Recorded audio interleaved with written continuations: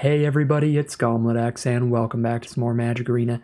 Today I'm going to be playing a traditional draft, so best 2 out of 3 draft of Phyrexia, all will be won. Without further ado, let's hop into the draft. Alright, here we are for our pack 1 pick 1, and we're going to take the mythic rare Tekkathal Inquiry Dominus. 2 blue and 2 more for a 3/5 flyer is already a great deal unlimited. This also allows us to proliferate twice whenever we proliferate, and it has the ability to spend 1 mana and 2 Phyrexian blue to remove 3 counters from among other artifacts, creatures, and planeswalkers you control to put an indestructible counter on it. So a 4 mana 3/5 flyer that's not that hard to give indestructible to in the right deck. Pretty absurd card, and we are going to take it. We're going to try to focus on taking a lot of cards with oil counters on them, as that is the easiest way to be removing counters from artifacts, creatures, and planeswalkers you control. Alright, pack 1, pick 2. We do have a Conduit of Worlds, however that is a very, very slow card. Can give you a lot of value throughout a long game, but I don't think I'm going to scoop it up here. We have a Venomous Brutalizer to move into green-blue Proliferate. This could be proliferating twice for us. And we could be putting some toxic damage on our opponent. But there's 2 pretty great blue cards for this kind of deck with Tekkathal. We have Mesmerizing Dose, which is removal in mono blue. That also proliferates when it hits the board, versus Experimental Augury, which is card draw in mono blue. That proliferates when we cast it.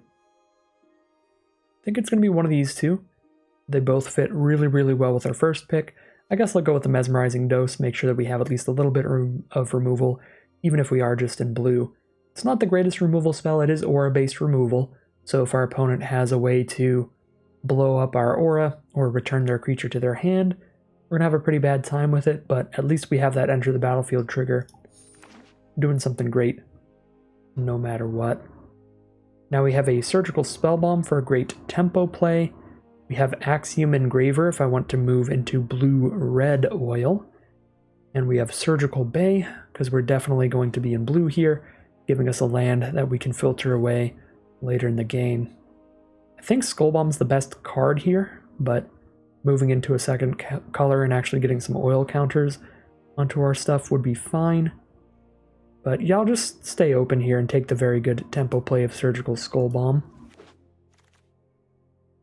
But I would like to pick up some permanents that do come with some oil counters at some point. And, well, since we didn't move into red yet, we still have the opportunity to move into green instead with a Lattice Blade Mantis. 4 mana for a 4/3 insect that enters the battlefield with 2 oil counters on it. We can remove one of those counters when it attacks to give it +1/+1 and untap it. So it attacks as a 5/4 Vigilance, which is really, really big. It's a very, very sturdy creature, and I'm pretty happy to take it here. I think it's the best card in the pack. We're not super tied to any color, so we can scoop that up. A Natural Restoration would be fine, but I also quite like Gataxian Raptor here. This is a card that is a 3 mana 1/4 flyer with the ability to remove some oil counters to kind of swap its power and toughness around. Really good with Tekkathal, because if we play this turn 3, then by the time we play Tekkathal, we just already have 3 counters among our permanents. So I think Raptor's just really good with Tekkathal. It's also in our primary color, so if we get pushed off of green, we can still play it. Okay, well, we're just going to stick to mostly blue cards here. I think Raptor or Augury would be great additions. I'm just going to go for another Raptor here. Maybe a little bit worse than Basilisk or Restoration, but not a lot. Not enough to convince me to take a green card over the blue card. Augury is also great for us, but I want to, again, with Tekkathal in the deck, I want to have as many permanents with oil counters as possible. Make sure I've got a ton of that going on first. And get that consistent indestructibility. And again, Raptor's still a pretty good card without that synergy. Nothing really pushing me into another color here, so I'll take Malcator's Watcher. Solid 2-drop. Pings our opponent for a while, and whenever we do chump block with it, we get to draw a card so it replaces itself. Really good against very aggressive decks with a lot of 1 toughness creatures, because then we get to trade it off with one of their creatures and draw a card when we do. Best other card is probably Indoctrination Attendant. There's just a lot of nice little synergies with this card. Being able to return an equipment with 4 Mirrodin makes it so you can recast that equipment, get another 2/2 off of it, and any other enter the battlefields like that are good with it. I have no idea what I take here because I'm almost definitely not playing Escaped Experiment, but there's also nothing in another color that's anywhere near good enough to push me in that direction. Yeah, I don't know if any of these are even going to make the cut in another color. Like Centurion, I guess, has some oil counter stuff going on, but it's not a great one that I would really like to play. Maybe Justice here. Blue-white artifacts could be a fun aggro deck. If we get sent that way. Well, really good black cards here and nothing else. Scrap Trap would proliferate twice with Techathol on board, which is fun. Skull Bomb is a good late-game value play. Edifice has a solid early-game enter the battlefield effect. They're all solid. We'll take one of those before we take the pits. I guess I'll go Edifice here. If we get pushed into black, have a nice mid-game creature. And we might be getting pushed into black here. Very filler green cards. Scheduling's really good if you can corrupt your opponent, which in blue-black, the goal is to play like those 2-mana 1/1s with flying and toxic. Just chip in for 1 or 2 poison counters, and then just proliferate a bunch to keep moving that poison up. So, seems decent. We also have like Infectious Inquiry kind of spells that give our opponent poison counters that can help us with the proliferation. Well, Kadotha Cackler is good for blue-red oil. But I feel like just like black-blue Toxic Proliferate looks a little more open to me after those last few picks. Yep, and a pick 13 Dross Pits. Black looks pretty open here. Alright, pack 2, pick 1. Well, I don't like the blue or black cards here a lot. Prologue to Phyrexia is fine. Surgical Bay is fine, and Island Glare is fine. I really like Evolving Adaptive, though, for green-blue oil and green-blue proliferate. Gets bigger every time you play a creature, and obviously every time you proliferate. Serum Core Chimera is pretty good for blue-red spells, but I don't think that's particularly open in this pod.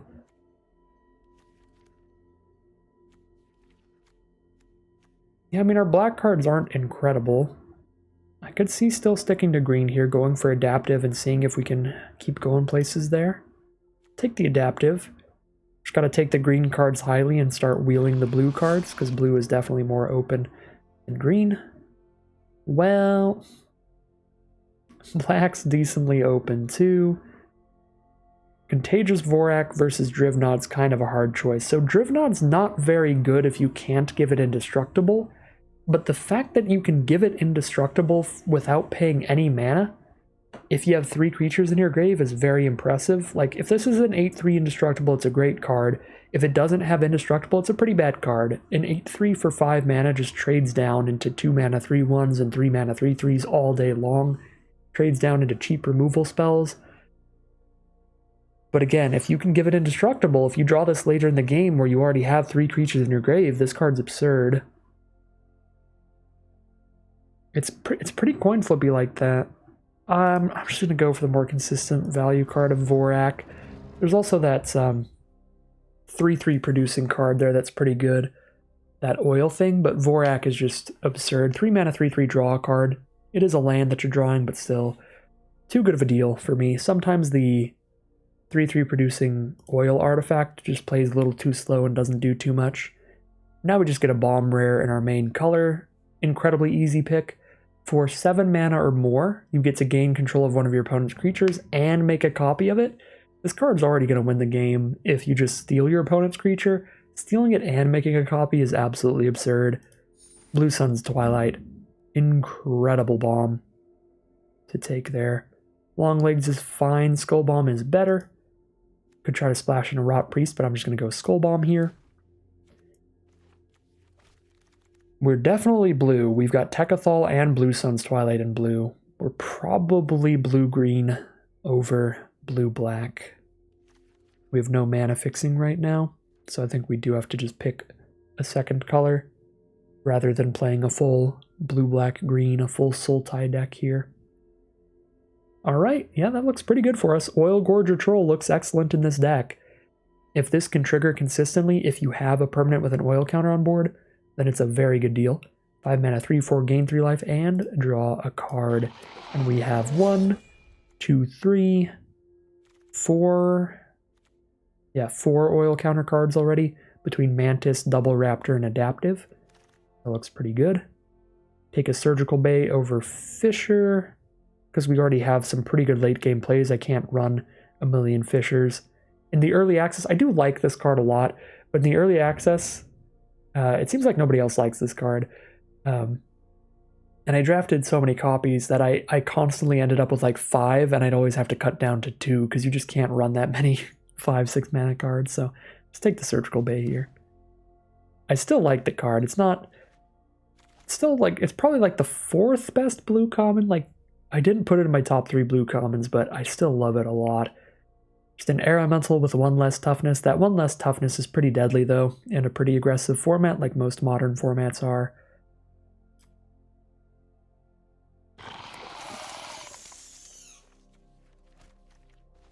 Hey, just 4 mana flyers are just big. It's got a solid enter the battlefield effect as well. Get our non-creature cards out of this curve. This is definitely a deck. Ooh, Lattice Blade Mantis copy number 2 is going to make it an even better deck. Come on in, join the party. Join the party.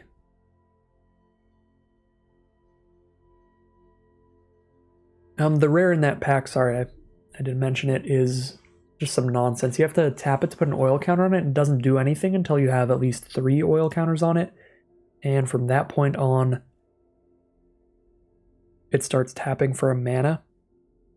And then once you get like 5 or 6 more oil counters on it, then it starts doing something reasonable. It's just so astronomically slow. I'm going to take Surgical Bay over Prologue to Fire Assist. I think we're more of an oil counter proliferate deck than trying to proliferate poison counters on our opponent to win the game. Skull Bombs are pretty easy splashes. We'll take that over anything else in black. Take the Experiments, not very excited about it. But if we have nothing better, it can fill out the deck.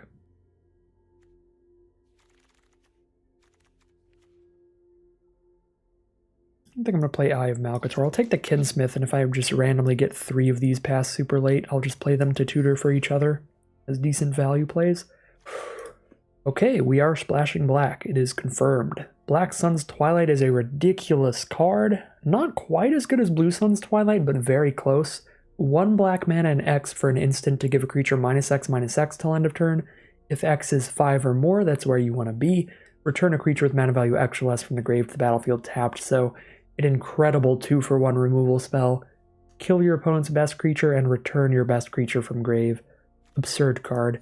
Now we want to take Prophetic Prism, Evolving Wilds style cards very highly. Tamio's Immobilizer is really good with a lot of Proliferate in the deck. We've got a decent bit right now. I guess we actually don't have a lot. We have a lot of oil. We don't have a lot of Proliferate. We have Mesmerizing Dose, a Copper Long Legs, and that's it. But even if you don't Proliferate, being able to lock stuff down for 4 turns is fine. It's not really going to be great unless you can do it for longer. We could take Branch Blight Stalker and really try to scare our opponent. I could also just push completely back into black here instead and be blue-black Proliferate. Immobilizer is going to fit into any direction I go because we're definitely going blue. So I'll take Immobilizer there. But I could actually see becoming blue-black instead of blue-green. Probably not, though. I mean, Oil Gorger Troll, Double Mantis, Vorak, we have really valuable green cards. Terramorphic Expanse competing with Steward is pretty rough. Because I'm low on good 2-mana plays. Like right now I'm running an Experiment and a Long Legs that are just really bad. So I need more 2-mana good stuff to do. So I'm going to take Predation Steward. It's just really good with the oil counter themes and proliferate themes. And hopefully we can wheel either the Atlas or the Terramorphic Expanse. I would be a bigger fan of Expanse wheeling. But the fact that both are in the pack means we should probably get one of them back. Okay, pack 3, pick 4, another Lattice Blade Mantis or a Glistener Seer. These are the best cards, for sure. I guess Monument to Perfection technically lets us search our library for a swamp. It's a very inefficient way to do that, though.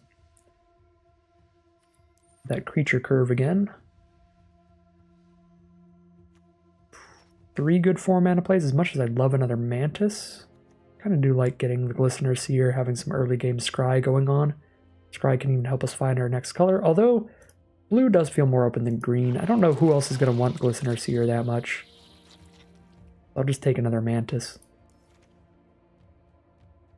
Now I can take Glistener Seer. I'm not going to run Monumental Facade in our deck because we're going to be 3 colors, so I don't really think I'm going to have room for colorless lands. Glistener Seer versus Brutalizer.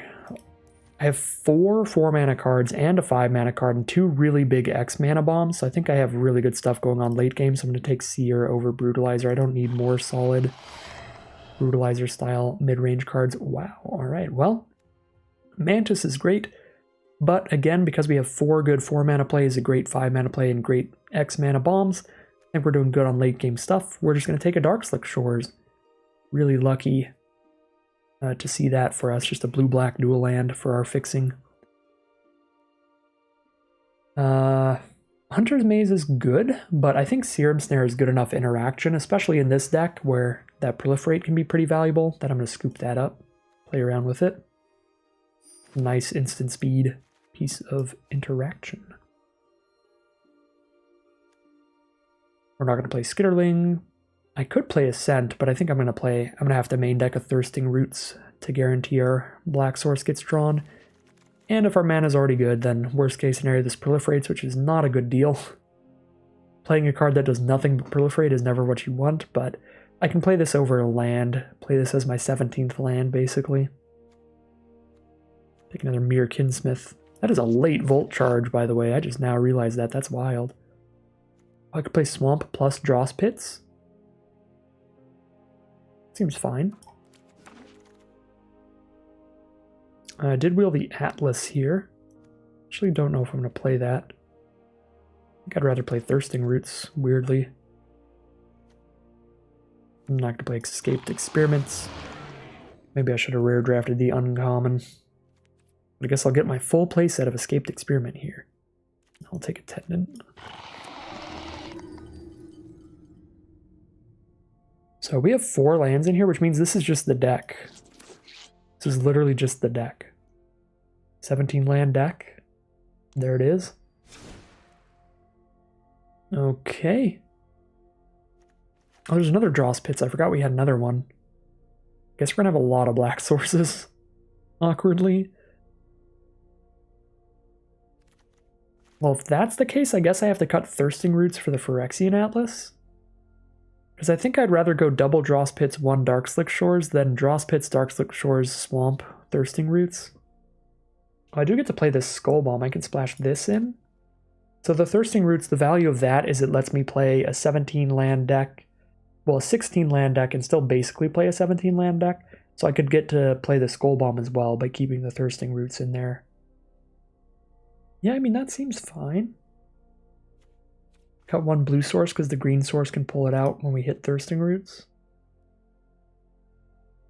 And we've got a pretty good 24th inclusion with the Skull Bomb off the splash. Yeah, it looks like a pretty fun deck here. Pretty easy to build. It's very explosive with Black Sun's Twilight and Blue Sun's Twilight. Skull Bombs don't really do anything till 3. Got Thirsting Roots at 1 for fixing. We've got a good curve of oiled up creatures. I don't like Escaped Experiment. I think that's the only creature in here that I think is just actively pretty bad. Chrome Prowler's not great. Longlegs is also not great, but those aren't terrible. I think Escaped Experiment is pretty terrible. I guess I could play Mere Custodian over the Chrome Prowler, splashing an Edifice over it. I do need to swap out a Dross Pits for a Swamp here, because I am going for the Thirsting Roots package. You need to remember to do that before I finish the deck. Yeah, I think I dislike Experiment enough to even just play an Edifice off of a loose mana base over that. Escaped Experiment. There's our one swamp.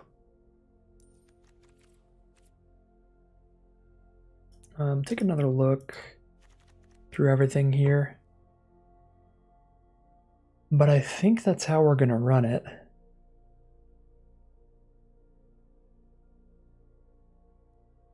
Yeah, I mean, I'm still not in love with my Chrome Prowler. I don't think I want to run 17 lands and Thirsting Roots, though.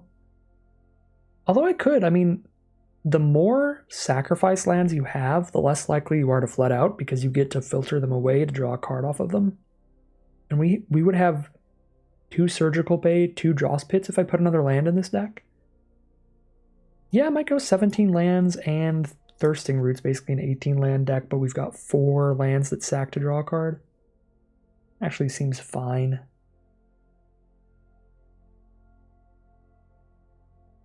Take one more look at the curve, but looks like a good endpoint for the deck.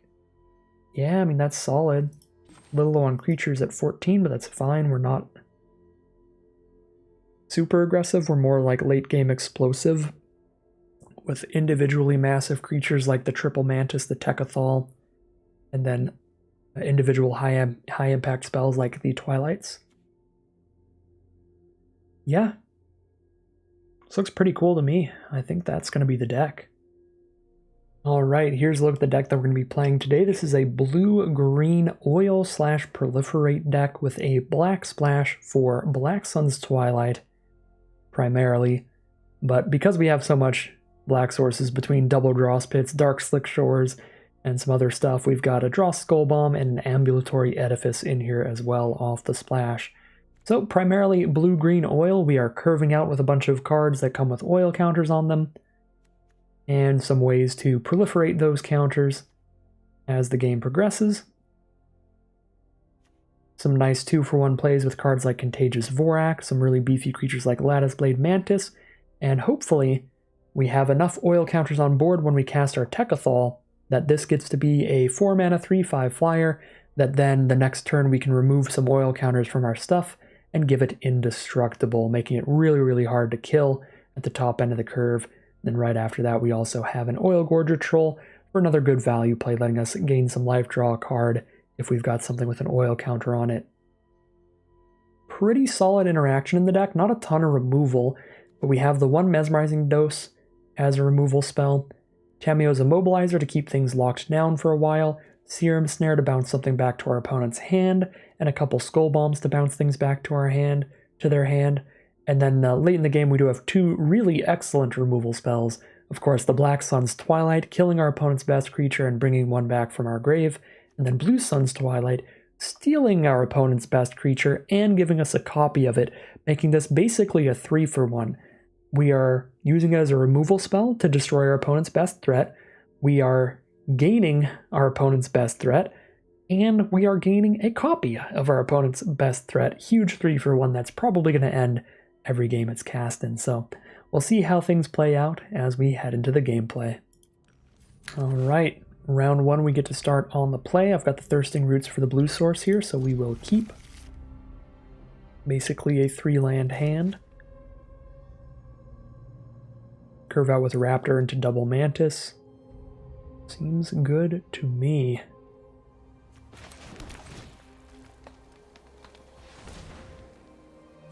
So cast our Thirsting Roots, grab an island, and pass the turn.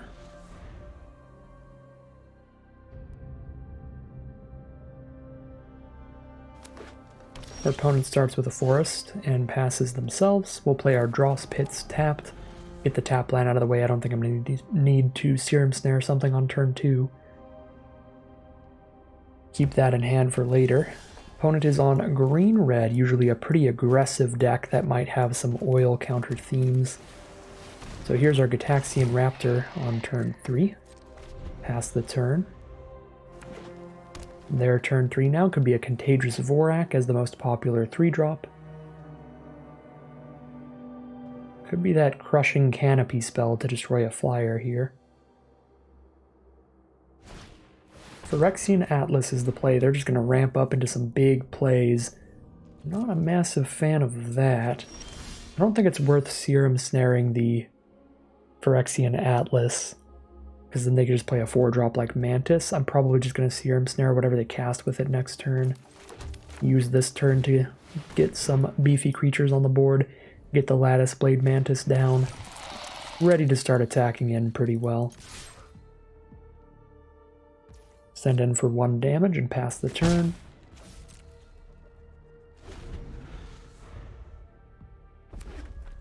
Five mana available for our opponent, including 1 mana of any color with that Atlas.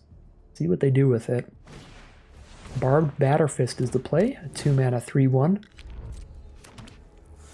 And they can move this equipment around for +1/-1.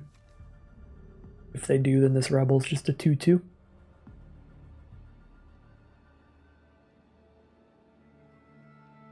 Are they doing a fight spell?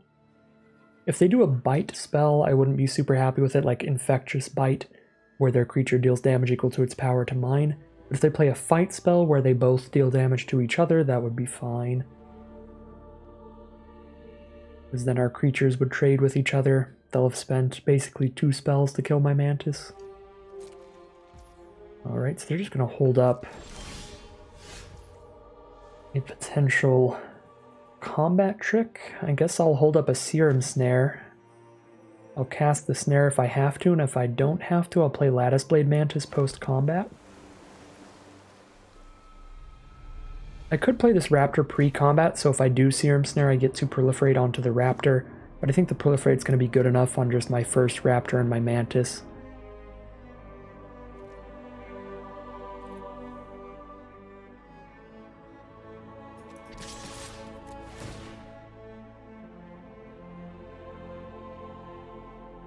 So if I do end up having to Serum Snare, I'll just miss on 1 oil counter on the new Raptor.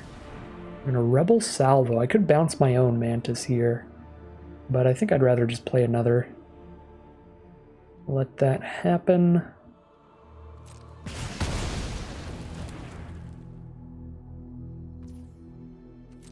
Poke for 1.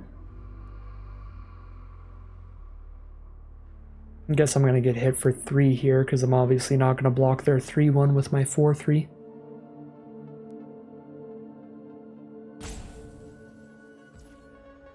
I guess it could be more mana efficient to play Raptor and hold up Serum Snare if I end up using Snare during their end step. Then I could use all 5 mana. And if I don't, next turn I can play Mantis and hold up Serum Snare. But I want to just put as much damage on the board as possible here. Play another Mantis.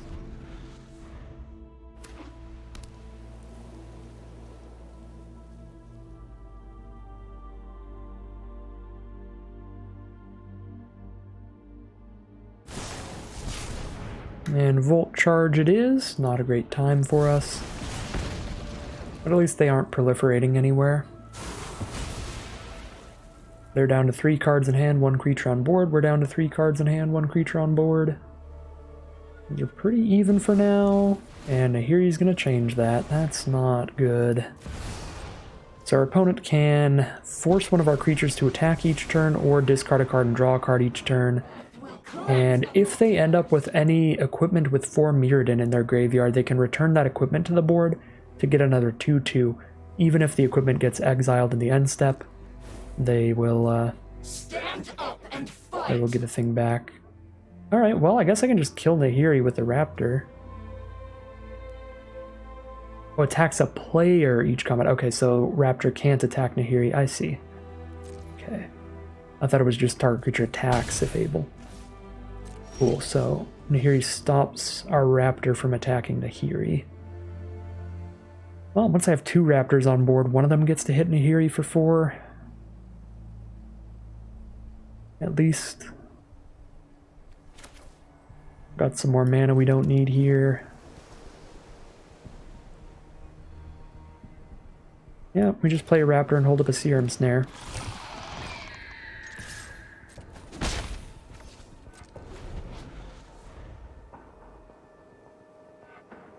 Yeah, Nahiri's really not the end of the world. Not good for us, them being able to filter through any extra land draws. Gonna take a while for Nahiri to do something crazy, though. Again, the best thing you can do with Nahiri is if you do have some equipment with 4 Mirrodin in your graveyard, being able to return those with the 0 is really good. Okay, I'm gonna have to just Serum Snare to keep this raptor now.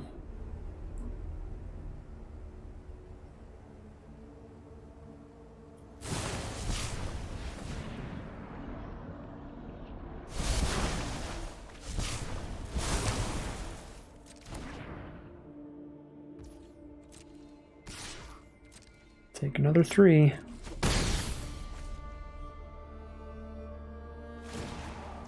Okay, Raptor can't kill Nahiri.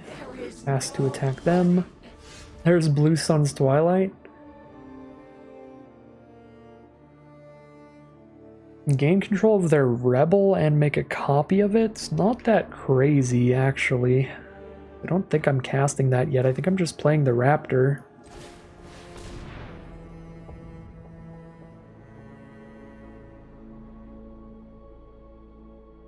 I mean, it still probably wins the game, but we'll hold off on it for a turn. Our opponent's green, red, white. They shouldn't have anything that makes us discard. I don't think I need to worry about casting this Twilight immediately. It's not like they're going to duress me. I think I would actually question my reality if my opponent just went Phyrexian Atlas for black and then duressed me this turn. Graz. Well, we need a lot more mana to steal that. That's an issue.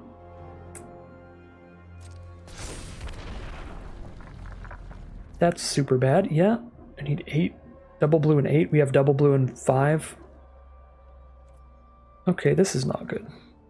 This is really not good. That is not what we wanted to see. Okay. I think I have to Blue Sun's Twilight the Rebel. Just so I have blockers for Graz, and then try to outrace them with double Raptor. And just use my 2 chump blockers to stay in it here. I don't think I can trade Raptor for Rebel here. Yeah, I think we're trying to outrace Graz with flyers. Graz is going to be 8 power because the Batterfist can get moved onto it.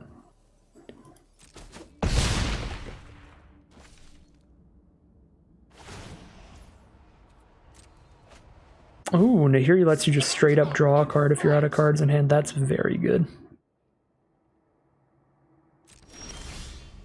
Alright, well, that's not...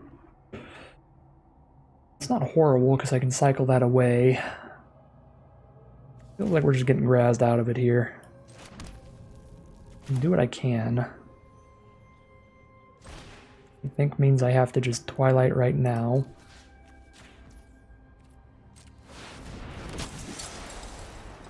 Now I have the chump blocker for Graz. We kill Nahiri. They have to attack us.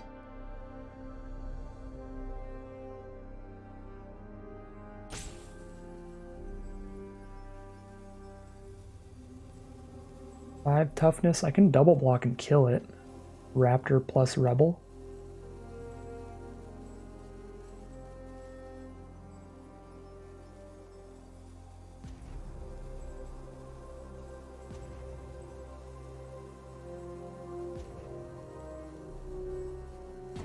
Maybe that's what we have to do here.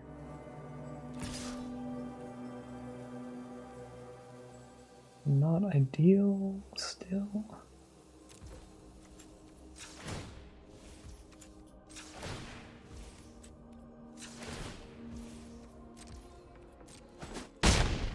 You dare oppose Phyrexia!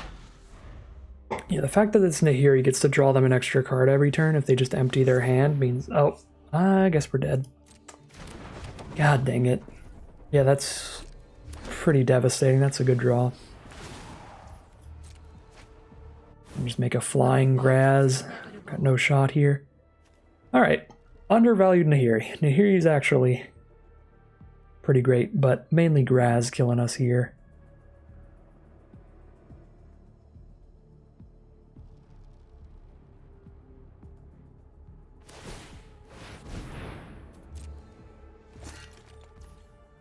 I think that was a misclick. I guess we're still in it. They just misclicked onto their Rebel. Alright, we're still moderately in it, because they misclicked. Just put the hover wings onto this creature was already on. Got a shot. If I hit like Black Sun's Twilight or something.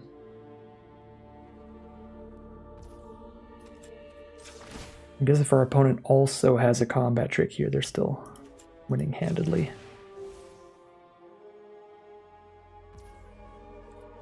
Okay.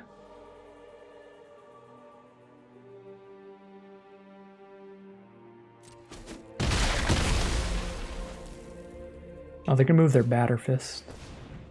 Alright, they're going to grab a land with Thirsting Roots.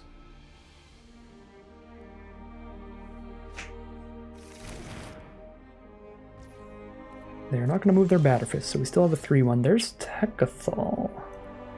Interesting. 3/5 flyer is good. 3/5 flyer is very good, so... attack Nahiri with the 3/1. They have to block or lose Nahiri. And then I play Techathol post-combat.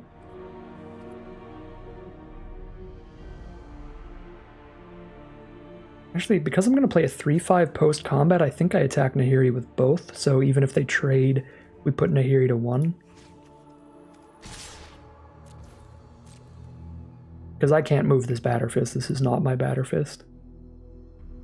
So I can't like put it on the Raptor or anything if I want to. That is something to mention here. Okay, so we're going to be putting Nahiri to 2, or use the Raptor to put Nahiri to 1. I think I need to put Nahiri to 1, as much as I'd like counters with Techathol to proliferate. By putting Nahiri to 1... Oh wait, no, I probably should have kept the counter. I was going to say, by putting Nahiri to 1, they can't just plus and say that Techathol can't attack Nahiri and have Nahiri survive, but they actually can, because I can't buff Raptor again next turn. Probably using... yeah, we just use Surgical Bay right now, see what we have. Alright, so Nahiri lives if they plus on Techathol. But then Nahiri's not drawing them a card or doing anything this turn. Okay, so Nahiri dies. They hit a Volshock Splitter. Never mind. Well, no, we have a Mobilizer, so Nahiri does still die. But that's going to be a very big, very scary Rebel. Please put the Batter Fist on it. I would be in love with them if they put Batter Fist on it so that my Raptor could trade in. Ooh. Speaking of being in love with things, I am in love with drawing all my bombs. That's pretty good. Well, I guess we just kill that then and pick up a Lattice Blade Mantis.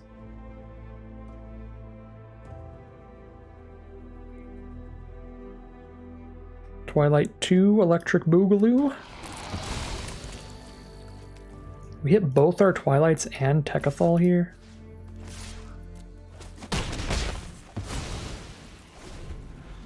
And I guess our opponent hit Nahiri and Graz, but still feels like we got quite lucky this game.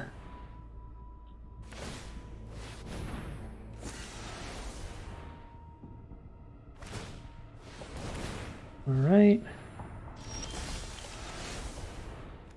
Mobilize that, hit for 5, 6, 7, 8, 9. That's not lethal. 3 counters from among other artifacts, creatures. So it can remove counters from my immobilizer, so Techathol can attack in. Threatening to become indestructible. I guess they could trade with Mantis, that's fine. And then I can just tap down... I can just tap down the 7/2 next turn to not die if they don't trade it off.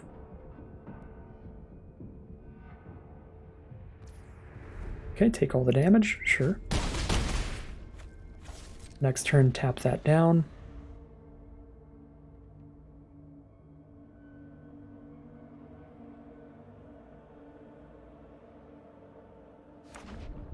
Just a land from our opponent's top deck there.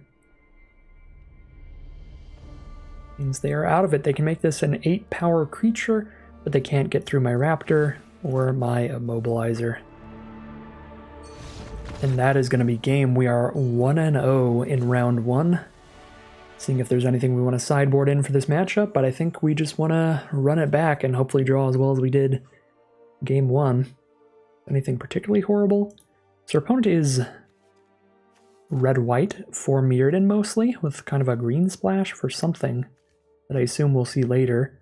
Lots of good burn-based removal, that gigantic Graz, so if we do have any artifact removal, I guess we can put that in. There's the Nahiri to worry about. So let's see. I really like our Skull Bombs in this matchup because they can kill their 2/2 tokens and draw us a card. For the same reason I love the Serum Snare. Anything to sideboard that looks incredible against them? Not particularly. And Rebuke's good, but that's in red. We're in green, blue, black. They didn't have a lot of 1 toughness creatures where flashing this in is all that good. Or 1 power creatures, I should say. And I think we just run it back for this matchup.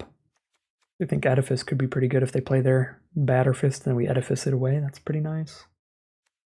Anything that looks horrible in this matchup? I don't think so. I think we're running it back. Everything looks fine to me. Yeah. Alright, run it back. Game 2 of round 1.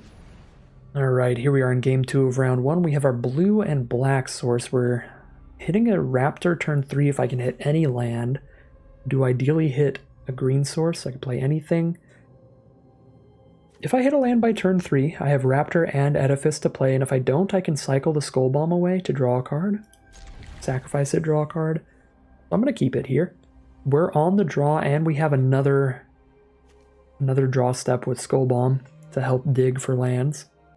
And obviously if we hit them, we've got that turn 4 Tekkathal. It'd be very spooky. Play our Surgical Bay and pass the turn. Got another Raptor available.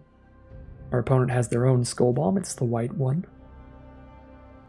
Basilica Skull Bomb, they can spend 3 mana, sacrifice it, give something +2/+2 flying, and draw a card.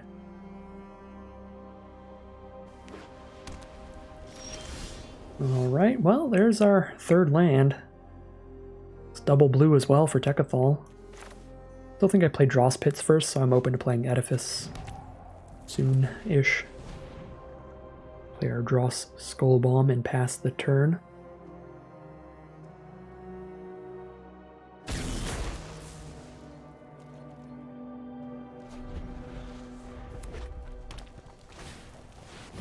Leonin Lightbringer from our opponent, 3/2 with Ward 2.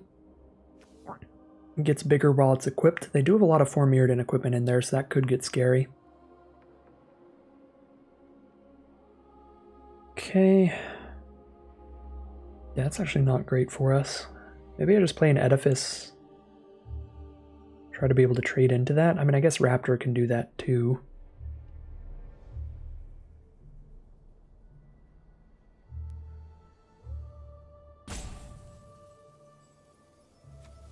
If I want to play Tekkathal on turn 4, I need to play the Bay now, which means I just cycle Skull Bomb and don't play any creatures. Feels wrong. I feel like I play Raptor or Edifice here, so I have something threatening to trade with the Lightbringer on board.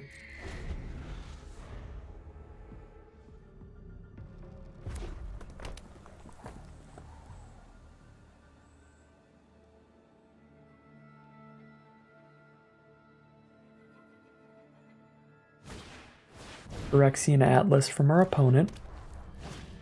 And Barbed Batterfist. They don't have the mana to move around, so this is going to be an easy Ambulatory Edifice this turn. Kill their Rebel at the cost of 2 life. Very good deal for us. Oh, and there's a Surgical Skull Bomb as well. Rather just kill it with Edifice here, but now we can Skull Bomb away their next Rebel. Alright, Edifice can block Lightbringer and kill it, so we'll just send in for 1 damage here. Got that trade for Lightbringer on blocks, even with the Edifice. They can put a Batterfist on Lightbringer, it would become a 4/2, because it would get +2/-1. Or +2/+0. I guess they could Skull Bomb it to just hit us pretty hard here, but Raptor wouldn't block through a Skull Bomb super well. I guess it would have still been able to trade with that 4 power. But this is just a temporary buff, so it's pretty fine. Alright, down to 11 here. Go to our turn. Predation Steward.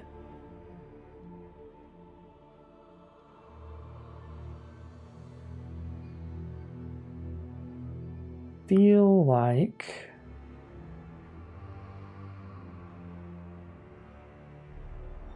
I hit with Edifice, threatening Raptor trade with Lightbringer, because I hit a lot harder with Edifice than if I hit with Raptor.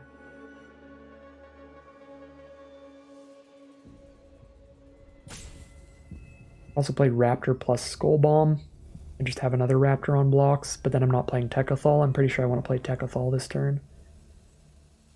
But if I wait till I have 5 mana, I can play Techathol and hold up the ability to give it indestructible in case my opponent has their Molten Rebuke again for 5 damage. Yeah, we can play around that at pretty little risk. Yeah, so we can actually just attack both and play another Raptor and a Skull Bomb.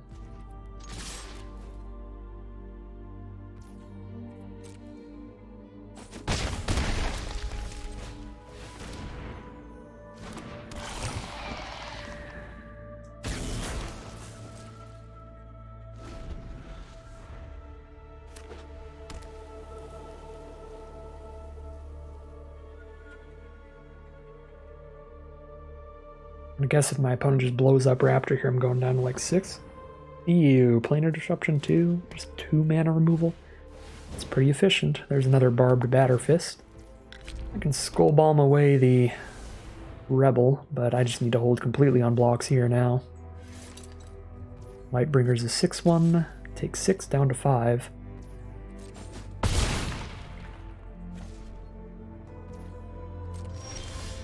Time to go blocking mode.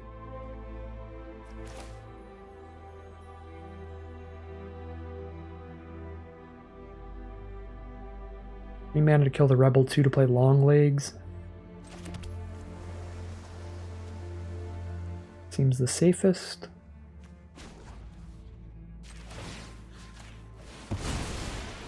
Hold up Raptor and Long Legs, so we have 2 blockers with reach.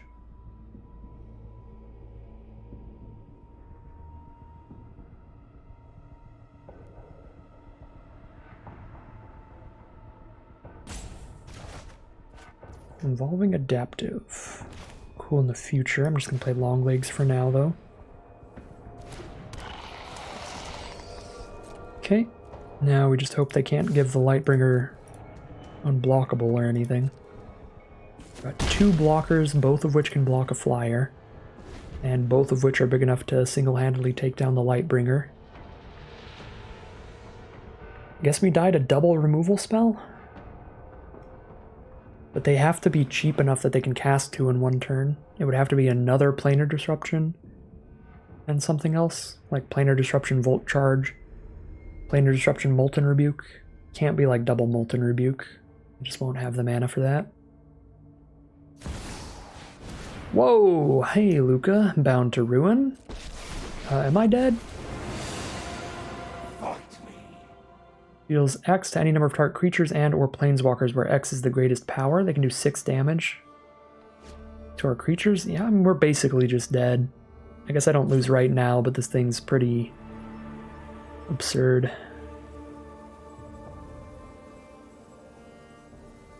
Yeah. I mean, we're kind of just in a game of Bomberman here. We're in like a bomb war where like if I top deck Twilights, I can still win. And they couldn't really win unless they top decked this bomb, or just had this bomb in hand. Okay, yep, you got it. Rip out their hearts. They can't unequip the Lightbringer, so we can still just trade Long Legs into that if they attack. And if they don't, I can just attack Luca and kill it. And just play multiple blockers again. Adaptive plus Techathol here. Alright. Your options are to lose your Planeswalker or your Lightbringer. There goes the Planeswalker. We need to play multiple blockers, so we play Adaptive and Techathol.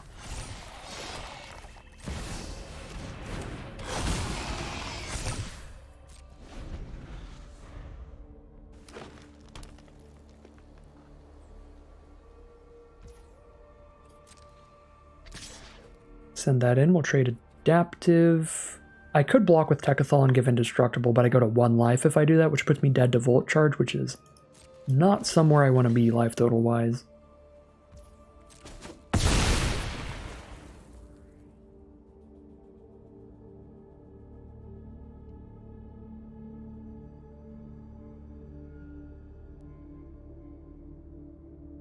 I think to the point where if they rebuke Tekethal, I'll just let it happen and then Skull Bomb it back to hand.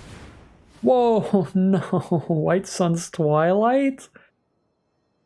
They have a White Sun's Twilight in there as well. Destroy all creatures and create 6 1/1s with Toxic.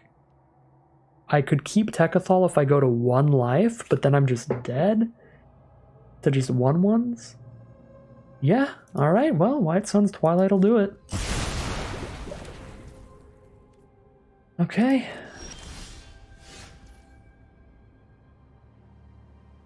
Yeah, Troll doesn't do anything here. Turn Edifice, but I lose life to use it. Wait, 1, 2, 3. 3 mana left. Do I have any 2 mana creatures in my grave? Adaptive and Longlegs are the only ones. So if I top deck a forest, I can go to 1, blocking 2 of these. So I need to Skull Bomb for one of my 1 or 2 mana creatures and then top deck a forest.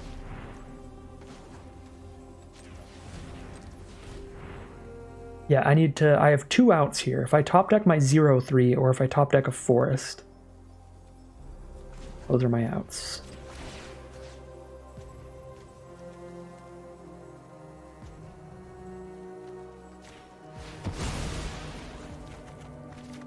Top deck a forest. Okay, we're alive for 1 more turn, depending on what they draw into.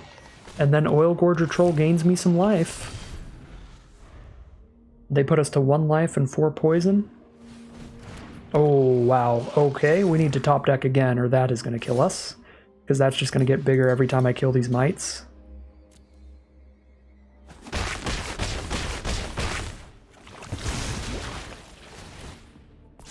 I guess I can just block it with Oil Gorger Troll. Okay, we have to play Oil Gorger Troll over Lattice Blade Mantis here, because I need to gain the 3 life. So I gain 3 life, I have 3 blockers for their 5 attackers, which means they get in for 2. So I'm at 4 life, take 2 damage, still alive. They can't put Batter Fists on anything. Oh, but they have Phyrexian Atlas is active now, though, because we're corrupted. Okay, yeah, we're dead if they just tap Atlas in response. But we still have to try. Atlas's bonus text coming in hot. Their one way to give us Toxic being the Twilight.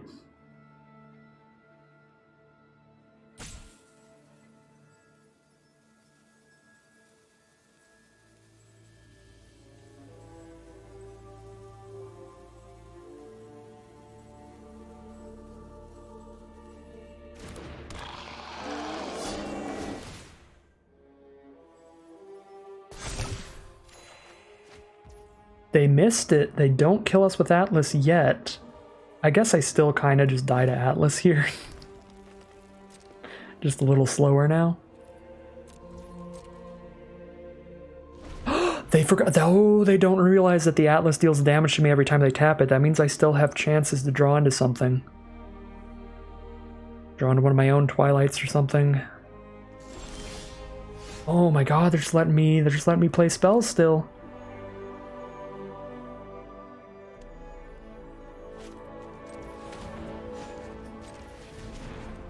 Yeah, the longer they let me keep doing things without realizing that the Atlas damages me, the more of a chance I have here of slowly but surely turning this game around.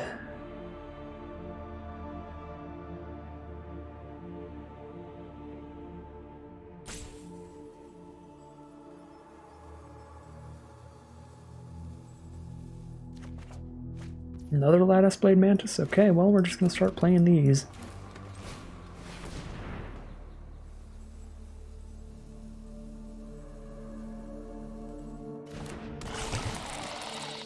Five attackers, 3 blockers. I'm already just dead to Atlas, so I just keep going for the what my opponent assumes is enough blockers plan.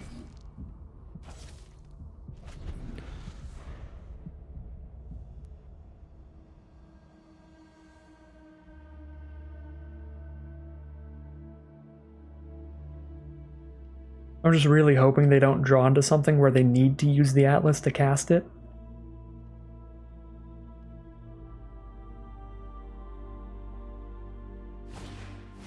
Molten Rebuke.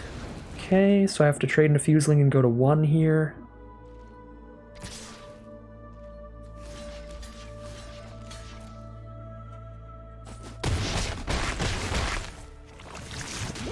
Need to hold back 3 blockers now. There's a Skull Bomb. Okay, now I don't. Now I can Skull Bomb one of those away. And I technically need to hold back infinite blockers and much more life than I have, because if they tap the Phyrexian Atlas once, we're gonna die.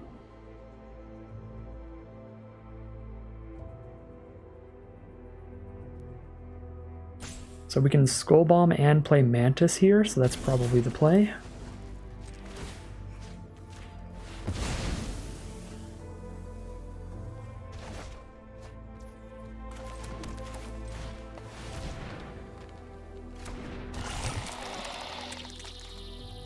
Guess I play around top deck removal here, and then start attacking with Mantis because of the Vigilance. Graz! Graz again? Luca into White Sun's Twilight into Graz this game. That's approximately devastating.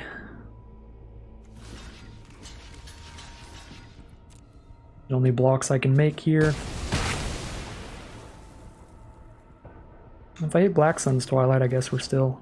No! They used the Atlas! No! Oh my god. They needed the Atlas mana to move their Batter Fist, so they just killed us by accident. And now they know for game 3, if they White Sun's Twilight us again, that their Atlas will be active. Well, I thought my deck was explosive. And then, yeah, I mean, everything caught on fire. There were explosions everywhere. Millions are dead. I still don't think we really have a sideboard here. Yeah, we just cross our fingers, hope to draw more rares than they do. It's a bomb war, heading into game 3.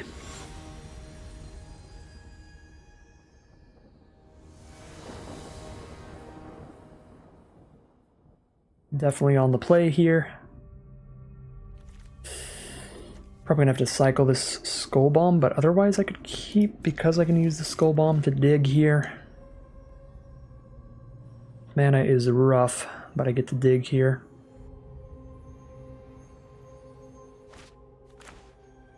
Opponent does take a mulligan.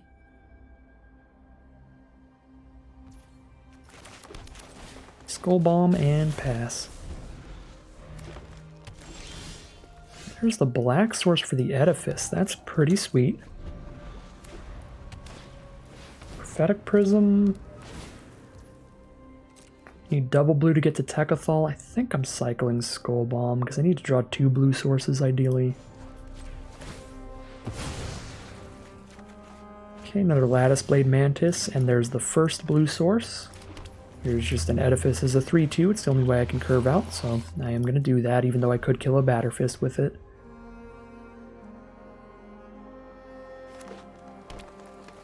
They've got their Prism up, so they could, yep, play a Batterfist. RIP Edifice value.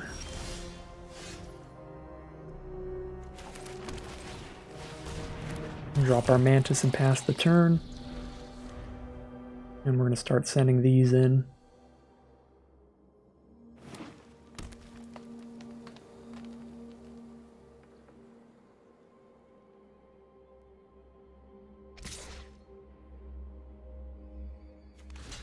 I'll just get rid of it. Fine.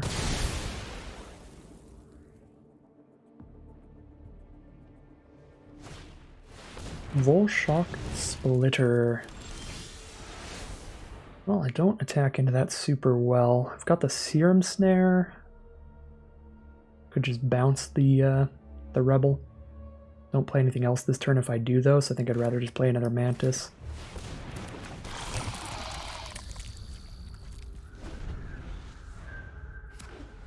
Attack for 10 next turn. Or remove both oil counters. Quite a bit of damage. That's approximately half of a life total.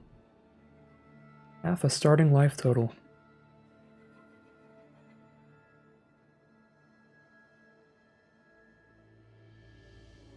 Opponent still does not have a natural red source. This Prophetic Prism has went quite a ways for them. Mandible Justiciar, that's fine. 2/1 lifelink. We'll just make sure at least one of our mantises. Okay, well, we'll just make sure our mantis singular.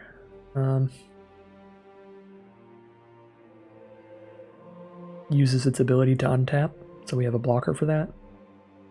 Play Techathol, or I could play Glistener Seer and hold up Serum Snare. I like the Serum Snare a lot against the Rebel. And it can also proliferate on both of these to get more counters for Techathol later. Proliferates on this as well. Twilight once we have one more mana. Could even Serum Snare my own Mantis. I don't think that's going to be what we're going to do. Well, I could Serum Snare their Planar Disruption, get a surprise kill on a creature. Also feels like not what we're going to do, but it's an option that we have open by holding up the snare. Probably what we want to do here. Attack with a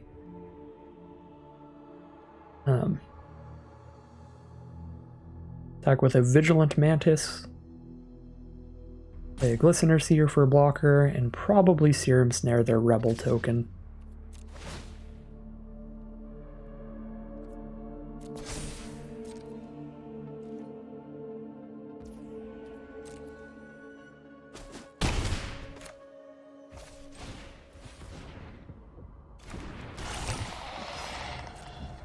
I suppose if it'll end up playing well, I could Serum Snare and Black Sun's Twilight, but then I don't get the 2-for-1 from Black Sun's Twilight, which is not awesome. Need to do 5 or more for this to do that. Yeah, I think we're just killing the Splitter and proliferating, the Rebel and proliferating here.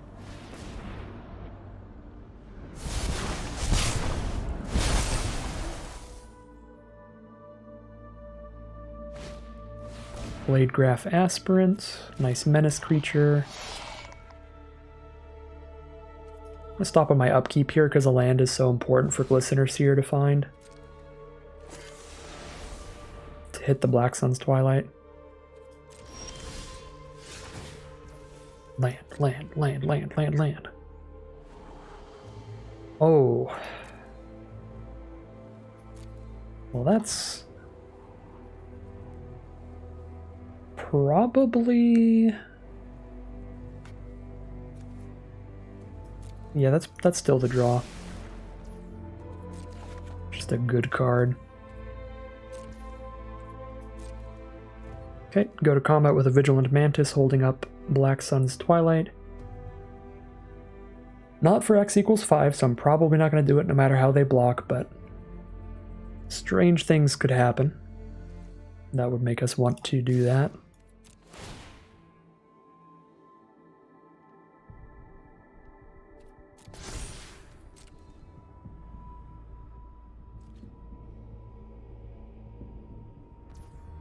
Okay, no blocks is fine by me. Put them down to 10. Now let's gain 3, draw a card.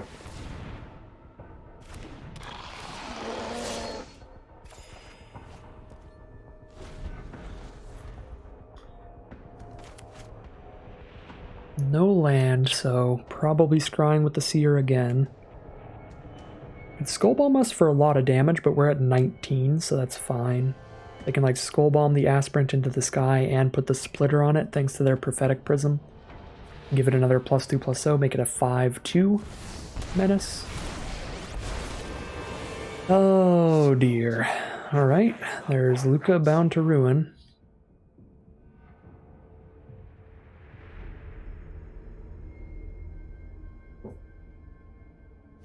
They can't do the -4 at least, but they can make a 3/3 every turn for the next 3 turns. Also pretty horrible for us.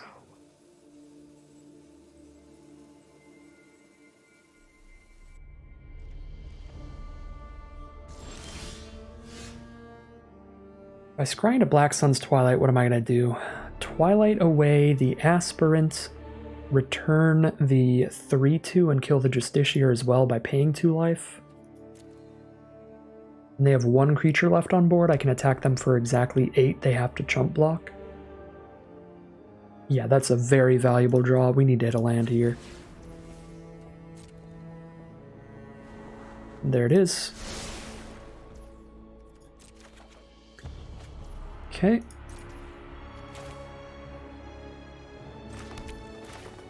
Black and 5. Kill the menace creature. That makes their equipment cheaper. Yeah, I think I kill that over the toxic creature.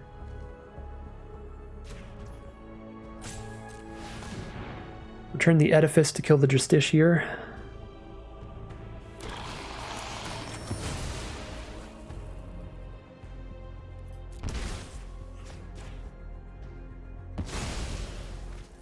I can kill Luca and then they don't block. Or I attack them with both and force them to chump block. But then they just make another 1/1. We hit for a little bit by doing that.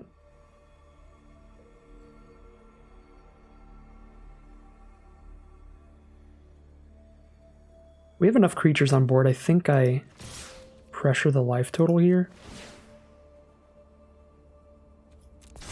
Force the chump block and they take 3, they're down to 5.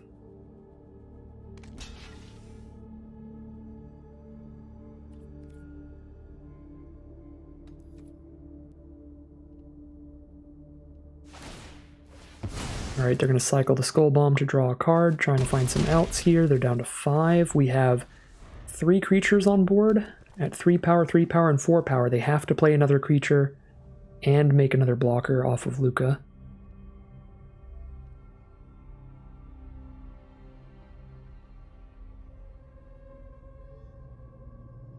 I probably should have killed Luca because Mantis and Edifice are small enough that they do die to the 3/3 tokens Luca makes. Tear them apart.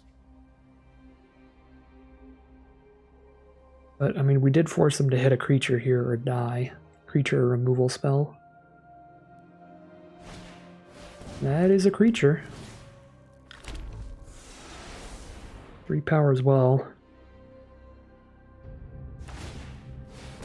I get 5 power so I can trade into the troll. The other one 4 power so I can trade into the troll. Attack Luca with all 3. They trade into 2 creatures. Yeah, they lose their whole board state and their planeswalker. So, yeah, I don't need to scry right now because I know exactly what I'm doing with what I have just on board.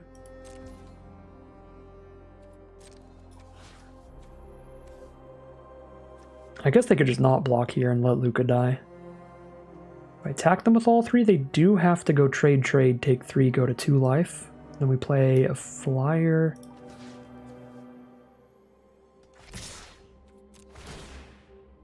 Kind of just made my bed, so I'll lie in it. We're just going to keep sending it the face. We clear all the creatures off the board and hit them for 3 here.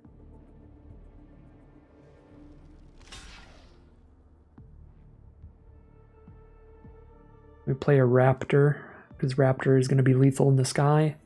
I could play Tekethal, so it's an indestructible lethal in the sky.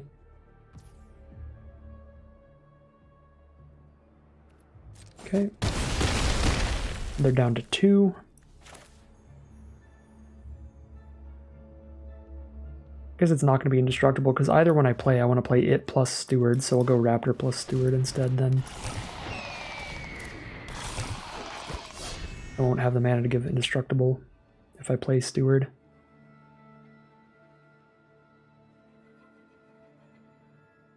I'm not going to not play Steward.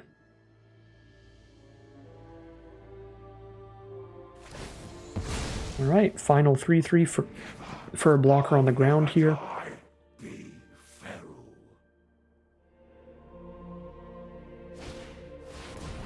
A Furnace Strider, a gigantic blocker on the ground. But so far looking like nothing to stop the Gataxian Raptor in the sky.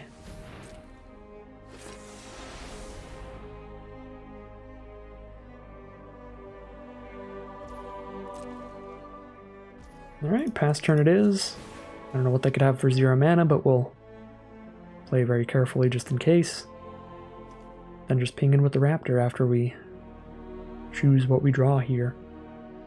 With Glisteners here.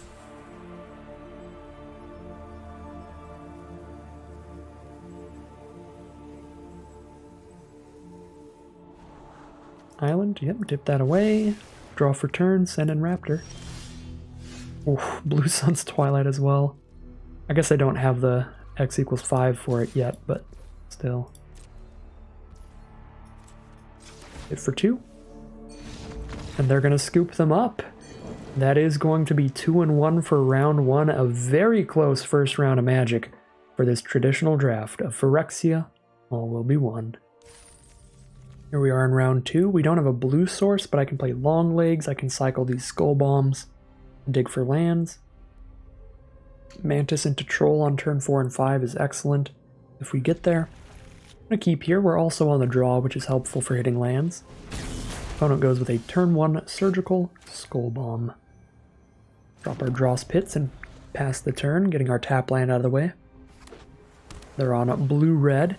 Malcator's Watcher is the first play. I'll just play our 1-3 Reach to stop that from doing anything. Let them cash it in for their card draw.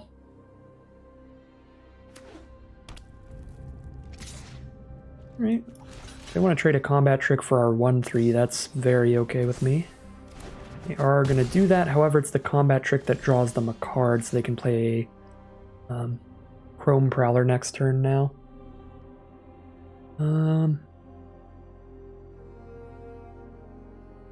Thirsting Roots for the blue source feels pretty necessary, and then we just play both Skull Bombs here.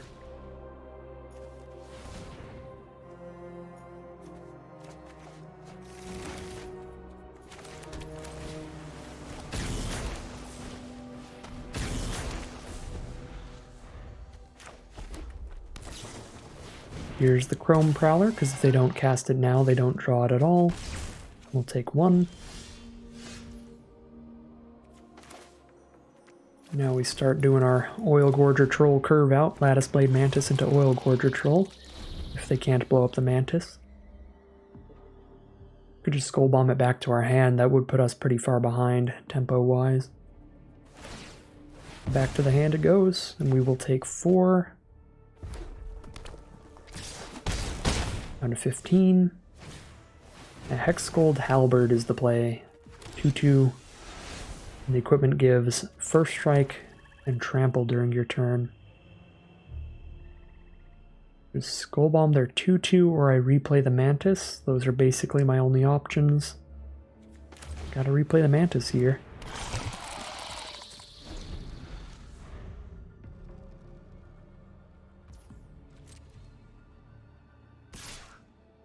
Send in the Prowler, we'll take the 3.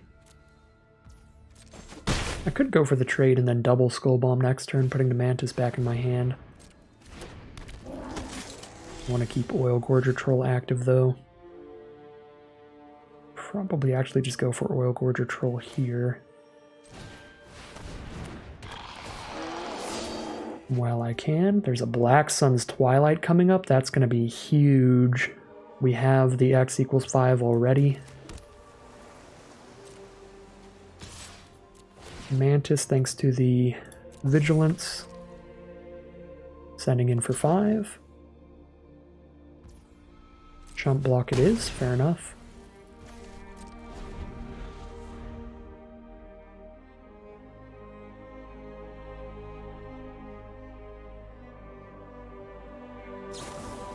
Rebel Salvo the Lattice Blade Mantis. Alright, can't do anything about that.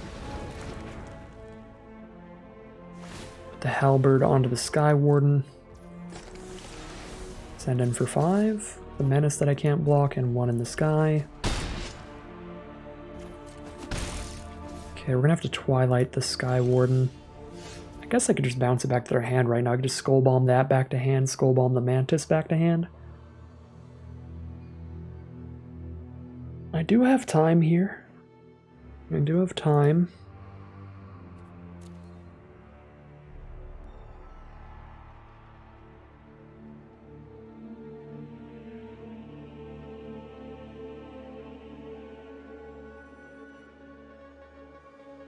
Yeah, draw some cards. Seems fine. I'm gonna do that here.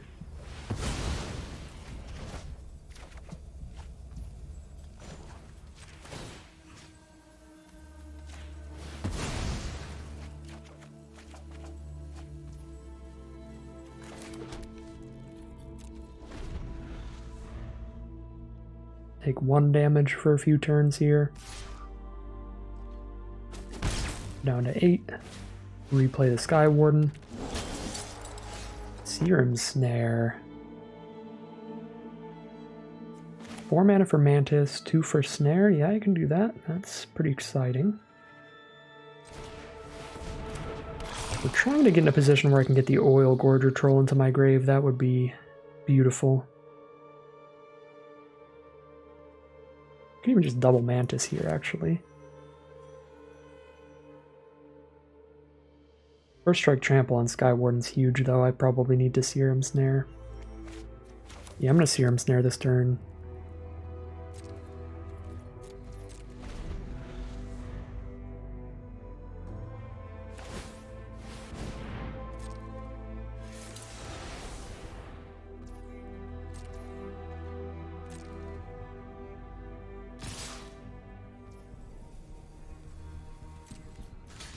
Take 4.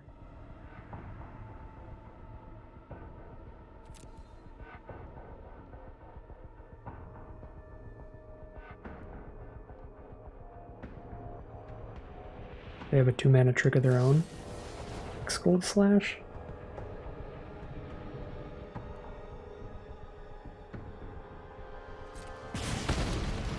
These will both die even if I bounce the Hex Gold thing now. Not wonderful. Yeah, it's pretty bad. I guess I should have just Black Sun Twilighter earlier. Well, let's make sure we kill the Sky Warden.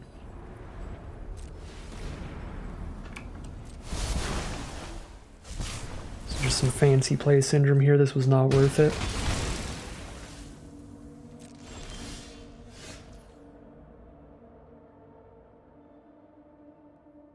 Albert onto the Prowler now. We'll kill the Prowler. Return a Mantis.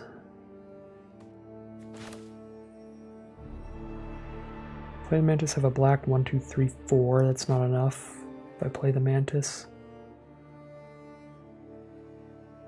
I can't afford to just play a Mantis here. I have to Twilight.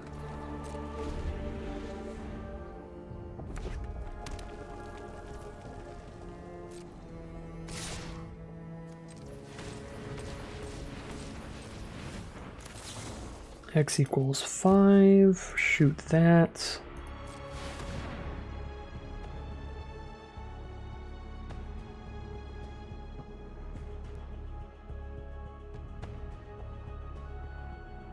Return a Mantis. Take 1.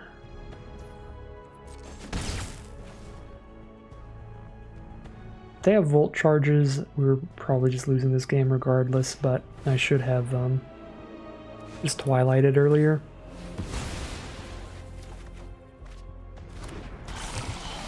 That's a couple lands.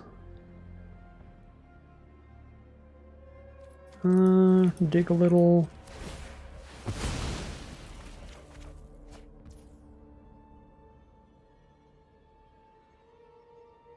I sacked the wrong land. I could have tapped down the Blister Zoa if I had double blue here.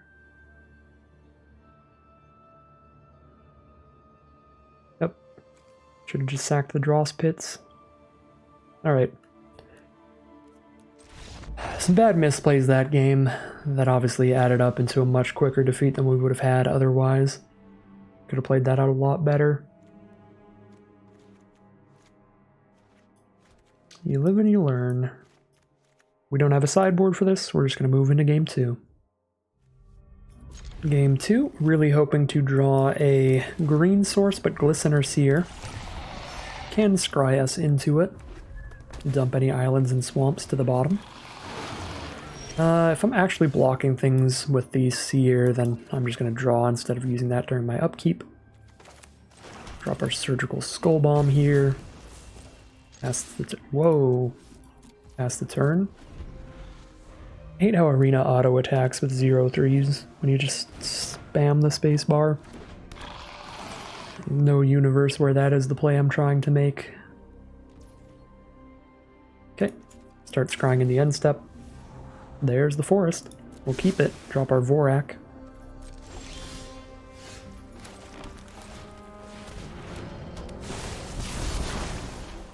Surgical Bay or Dross Pits. We'll grab another blue source here.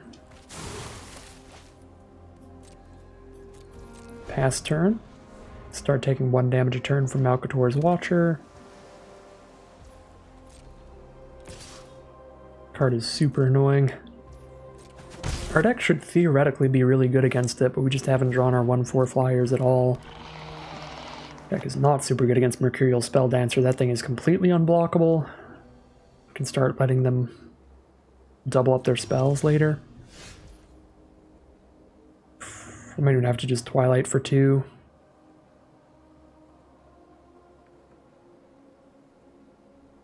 Yeah, I don't think I can sit here getting chipped away by that thing. I generally think we just Twilight for 2 immediately.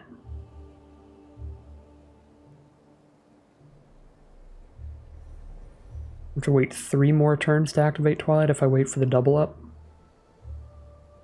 Taking 2, 4, 6, 7, 8, 9. Yeah, that's too much. Unless I just go full Skull Bomb, stall. I guess I could have went Bay Skull Bomb on Spelldancer, but I still think this is better.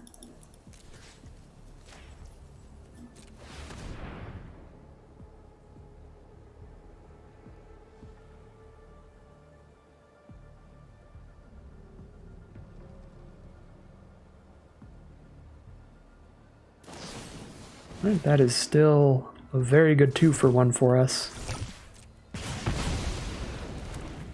Spend 1 spell to kill their 2/1 unblockable and their burn spell, their removal spell.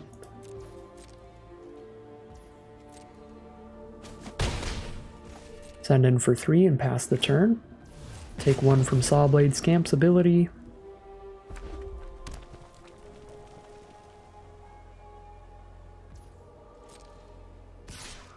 Take 1 from Malcator's Watcher. Meldweb Curator. They get to put their Hexgold Slash back on top, but they're still down a card because that skips their next draw step to do that. It's not like, it's not really a 2-for-1, but it does put a good card on top of their deck. Mesmerizing Dose. Lock down the 3/4 seems fine. Yeah, seems better than putting it back in their hand. Sure.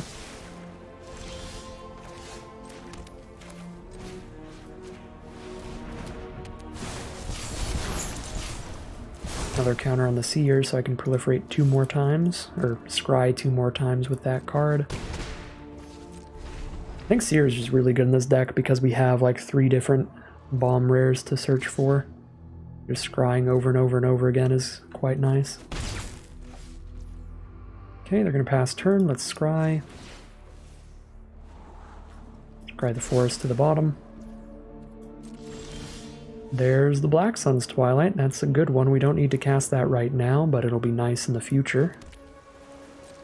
Send in the Vorak, and then we're going to play a Predation Steward and probably cycle the Surgical Bay. Cash in the Malcator's Watcher. Trade up into the Vorak here. Still a 1-for-1 of Hexgold Slash for Vorak. Not a 2-for-1 because Watcher replaces itself, but it is a 1-for-1 still, which is a-okay with me. They are Predation Steward. Pass the turn. Take 1 from the Sawblade Scamp. And there's a Chrome Prowler from our opponent. Tap down the Steward so they can hit for 3 with the Prowler. Can't Twilight here or I won't be getting anything back, so we'll just take the 3. Down to 12. Resistance Skywarden. Well, I know what I'm gonna Twilight. I'm not repeating past mistakes this time. Scry 1 again. Sorry, Proliferate cards. I will... I think I keep Skull Bomb. Well, it's only a Vorak, and I'm gonna get back to Twilight anyway. I actually think I put this on bottom. Need a black and 5, so I don't actually want to cycle the Bay here. Because then if I don't draw a land, then I can't Twilight this turn. And we're going to need to Twilight here.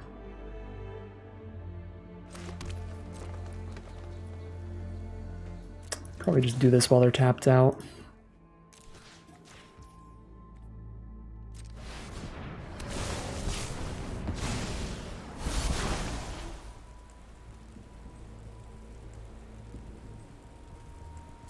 Another counter on Steward is not that valuable. I'll just get the land here.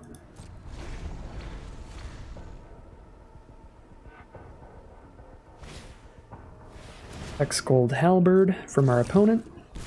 Great target for our Surgical Skull Bomb. But they do get to move that to the Prowler, which is not good.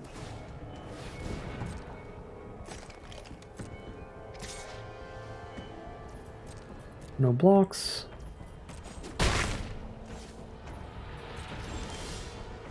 Copper Long Legs, you don't do a dang thing, do you? Let's cycle the Skull Bomb out of here, killing the 2/2.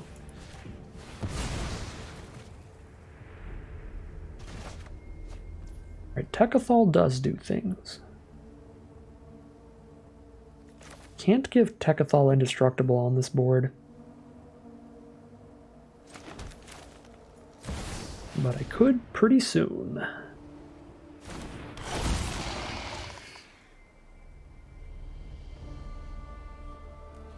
Yep.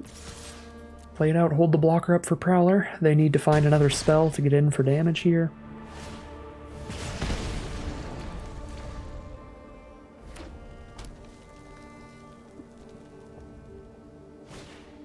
Watchful Blister Zoa is the play.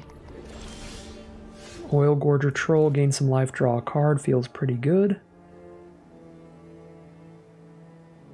Yep, that feels pretty excellent. Another Surgical Bay, and we can cycle the first one or play a Long Legs. I've got the 3/5 to block Blister Zoa, the 3/4 to block the Prowler. So we can just pass turn and start cycling all our lands away for card advantage. I think that's what we're doing here.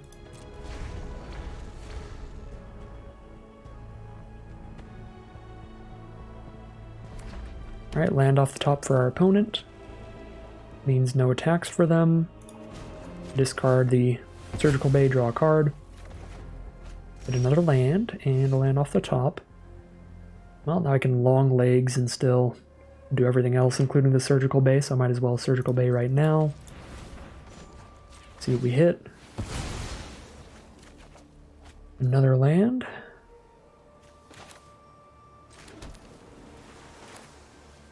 So Long Legs can proliferate twice to make the Steward have 4 loyalty, or 4 oil counters, so that we can make Techathol indestructible. Doesn't really mean we're attacking.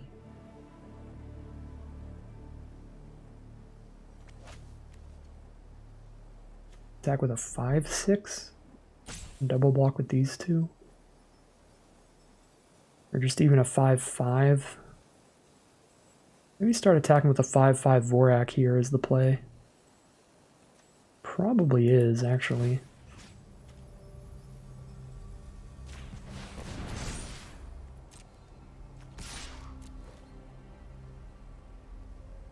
They're at 9 life here.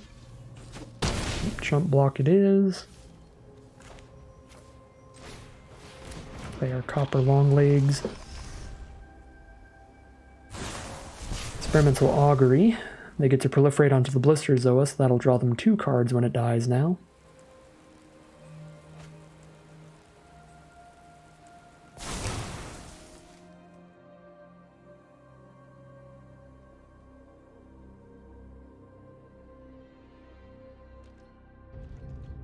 And they pass the turn. We have a Serum Snare. That is incredibly big. Put the Chrome Prowler into their hand, and I can return that to their hand and proliferate twice, but then they can just flash it back in. But I could also just bounce the Blister Zoa. Attack with everybody, they only have one blocker on the board. I mean, that just feels good too.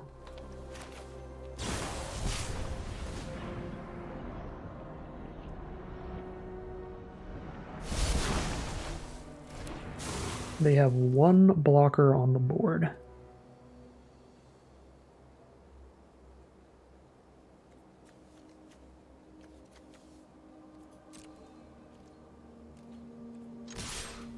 Block a 3/4, take 3, 4, 5, 6, 7, 8, 9, take exact lethal on board.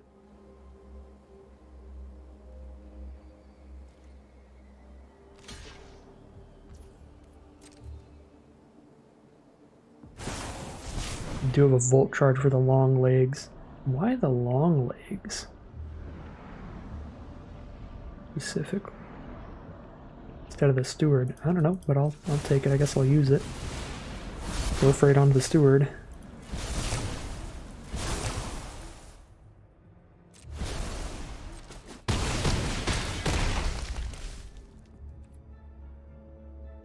Yep, they're at 1 life. We pass turn. Should be game. That is game. We are 1-1 this round.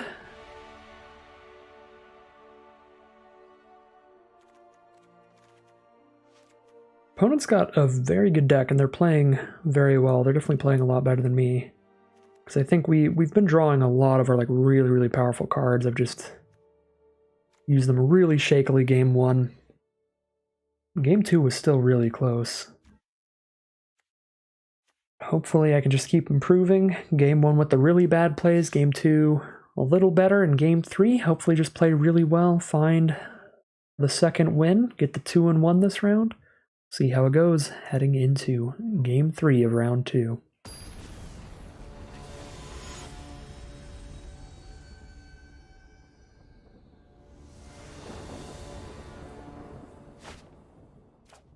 Well, the mana's great. Watcher into Vorak into Edifice later. We know what we're doing early game, so we'll keep it.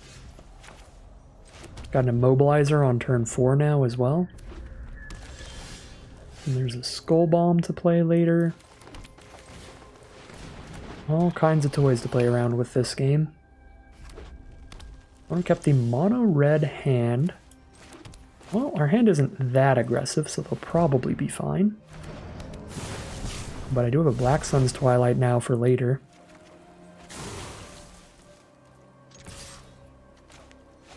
If they do start making a comeback and playing some spells here. Alright, Volt Charge the Vorak. Pretty happy with that. And they are still on Triple Mountain. So we'll just keep curving out here. Lattice Blade Mantis. Pass the turn.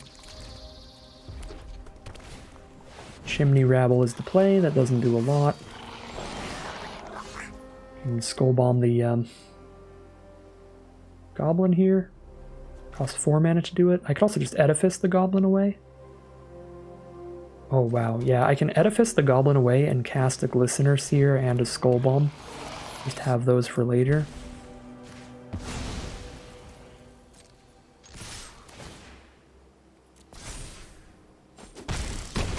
Get them down to 12, drop a Glistener Seer, drop a Skull Bomb, pass.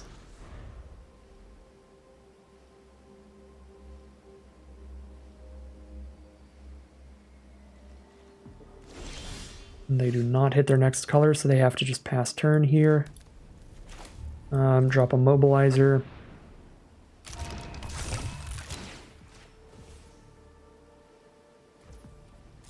And we're just jamming in.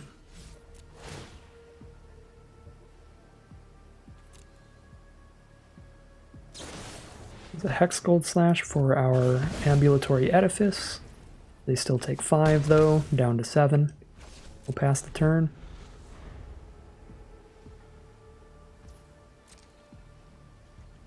Pass turn from our opponent. We'll get our Scry 1 here. Blue Sun's Twilight is the draw. I think it has haste, doesn't it? Well, we win on board. If I steal this, so I'm going to steal it.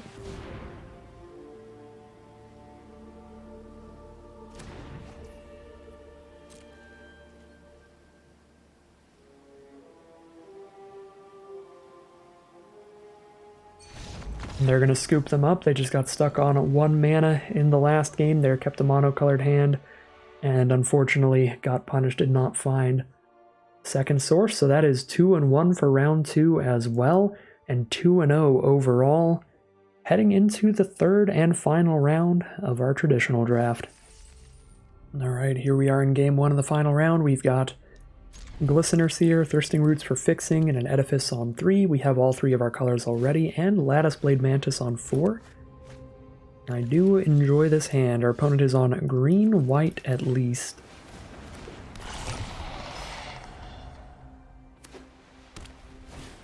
Slaughter Singer. Alright, I'm going to want to block with that thing. Never mind. Ooh, Black Sun's Twilight is the draw. Could hold up Serum Snare or just immediately cycle Thirsting Roots to pick up a land, because I'm going to want to make it to 6 mana, and I also really want to make it to 4.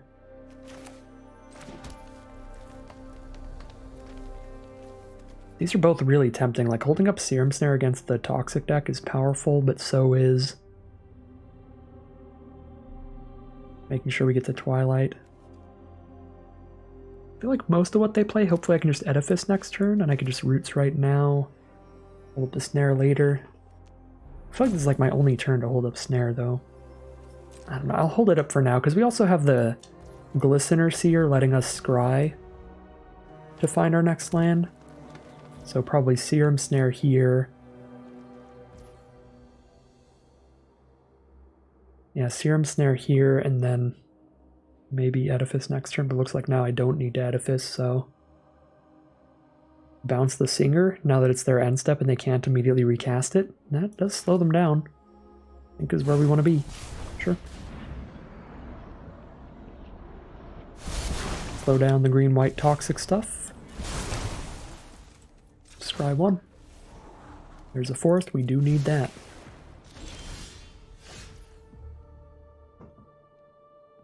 Could play Edifice, but I think I'd rather just Roots for my second blue source and guarantee again that we're making it all the way up to the 6 mana we need for Twilight. And skipping out on Edifice means if they play like the 2 mana 3/1 Toxic or something like that, then I'll still have Edifice to be able to kill that. Or the 2 mana 1/1 Toxic Death Touch, or Toxic Double Strike. Okay, they're going to play a 3/4 Toxic 2. We will scry another land. 1, 2, 3, 4, 5, 6. I do need one more. I don't really need more after that, so I'm actually going to scry that away. Do a Mobilizer. Play a Mobilizer instead of Mantis here. Feels fine. Play the super slow game.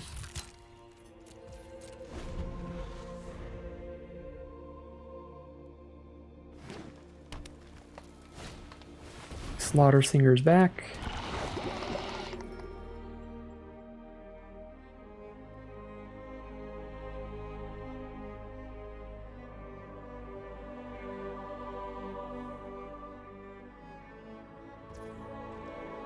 Going to combat, we'll tap down the Plague Nurse.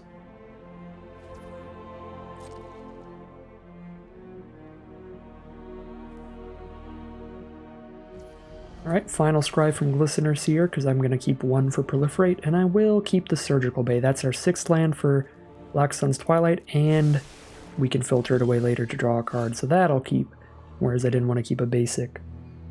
So we just play Surgical Bay and Lattice Blade Mantis here.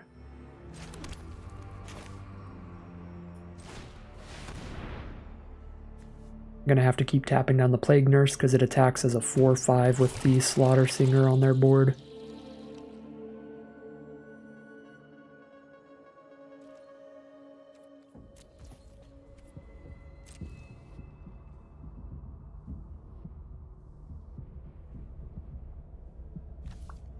Don't have any creatures in my grave yet, so I actually would, yeah, like them to kill my Mantis so I have something to return with the Black Sun's Twilight, so this is fine.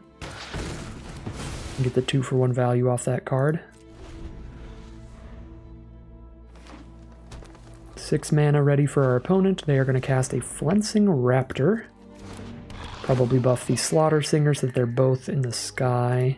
Well, they're both big enough to attack in, at least.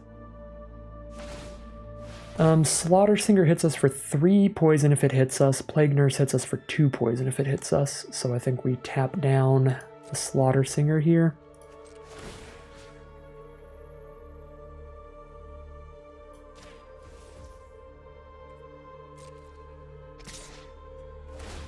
Take 3 poison. Could cash in the Glistener's Seer to stay uncorrupted, but I'm definitely getting corrupted next turn regardless.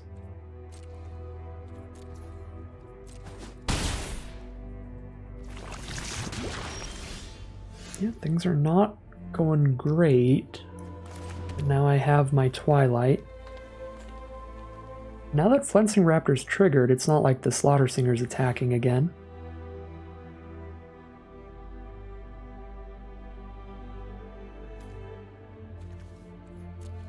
I feel like I Twilight the Plague Nurse and keep tapping the flyer because we have multiple 1/4 flyers in our deck that can get bigger.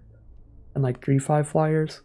I guess we have multiple cards that are big enough to compete with a 4/5 on the ground, but not on blocks. Yeah, it's just harder to block a 4/5 than it is a 2/2 flyer with our deck.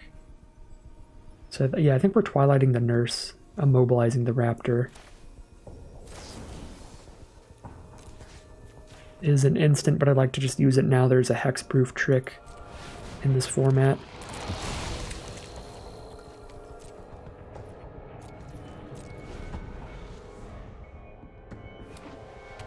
There's multiple hexproof tricks in the format, actually.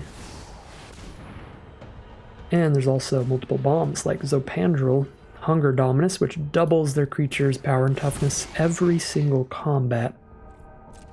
So if I can't kill Zopandrel, I will lose very quickly.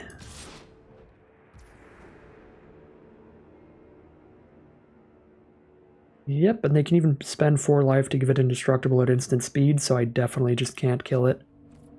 Alright. And all of our bombs, the Twilights, require us to spend a lot more mana than we would ever be able to afford to try to steal that or kill it. So I kind of just don't think we can win if our opponent casts Zopandrel. In future games, I guess we need to just keep Twilight, because if we make it to 7 mana, we can -6/-6 that. And even if they give it indestructible, we'll be fine, but other than that, this card is unbeatable for us. Like, we can't get through an 8/12, and we can't block all these 4/4s in the 8/12. So, I guess I'm just digging and seeing what we've got. But this game's pretty much over. Skull Bomb is something. No, they're at 20 life. Skull Bomb is kind of meaningless. Maybe we could Skull Bomb the Zopandrel. And they just recast it. And we don't even hit them very hard.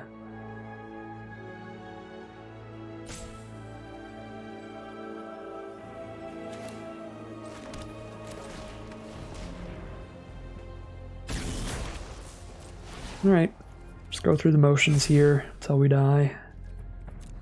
Just in case. Need some kind of really nasty Blue Sun's Twilight or something like that.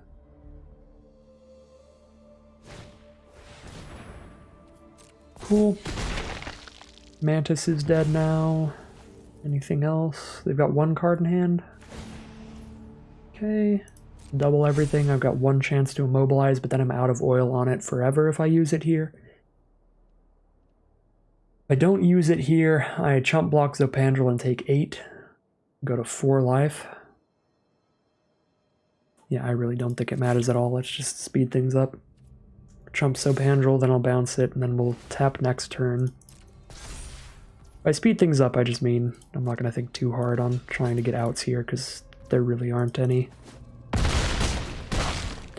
So I'll just play what instinctually comes as probably the most decent play we can make here. We do magically have outs. Skull Bomb's not going to get there. Bounce Zopandrel, then tap Raptor to survive one more turn. It's our best play. They have to spend all their mana recasting that, and then I have to tap the Flyer to survive. Chump the Slaughter Singer.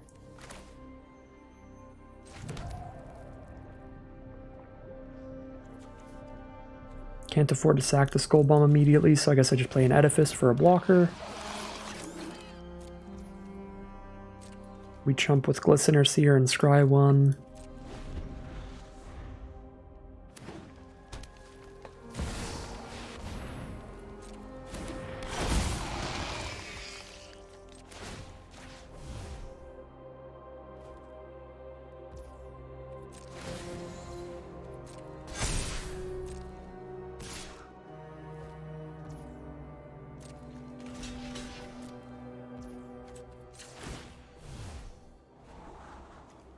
Another land, scry that away.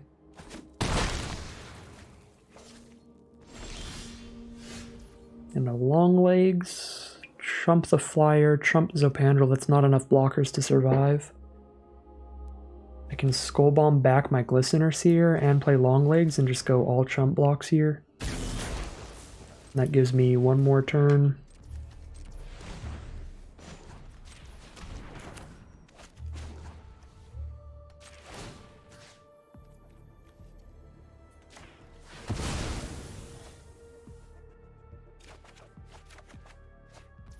One, two, three, four, five, six, seven, 8. Okay, I don't have any outs. I was going to say, if I have 9 mana, I could top deck Blue Sun Zenith and steal their Zopandrel. But I have 8, and I can't draw both Blue Sun Zenith and a land in the same draw step. So we make 3 chump blocks, then we die next turn. Alright, I think that was solid. I think I played about as well as I could to my outs in the end, even just trying to speed things up and do it quickly. I think that's about as much as I could have gotten done there. Got close to the mana where Blue Sun Zenith could be an out, or Blue Sun's Twilight could be an out, but not quite. Yeah, it's just a Predation Steward anyway.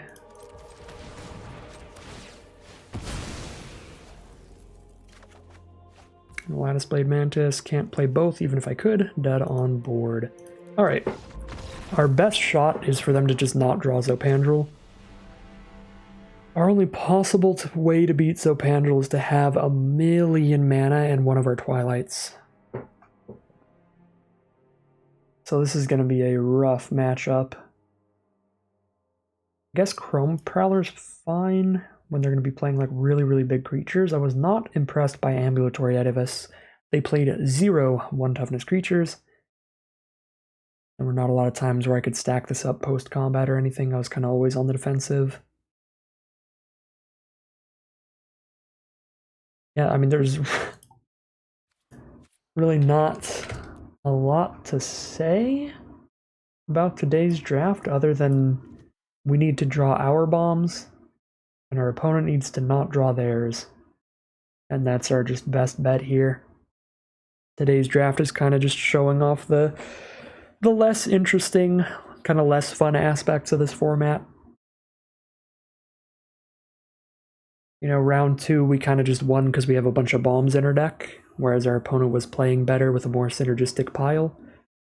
Actually, our deck's pretty synergistic as well, but I think our opponent played better in round 2. We just drew and played more bombs, and round 1 100% was just each player playing a bunch of bombs who can play the most, and kind of feels like what round 3 is going to come down to is can they drop Zopandrel or not? If they can, we lose. If they can't, we've got a pretty good chance against the rest of their deck that we've seen so far. Yeah, I don't even think I'm changing it. We're just going to move into round 3, game number 2.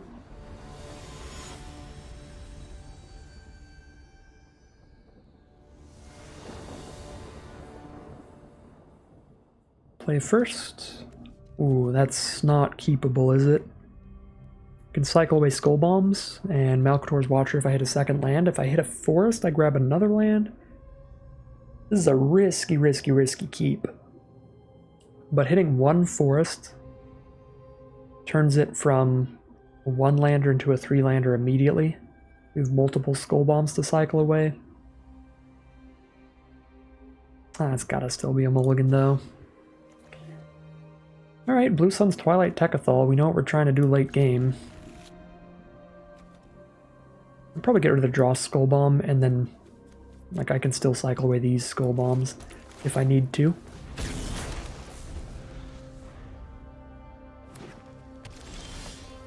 Contagious Vorak if I hit another land, so I'm gonna cycle away one of the skull bombs. Try and guarantee we have our 3rd land turn 3.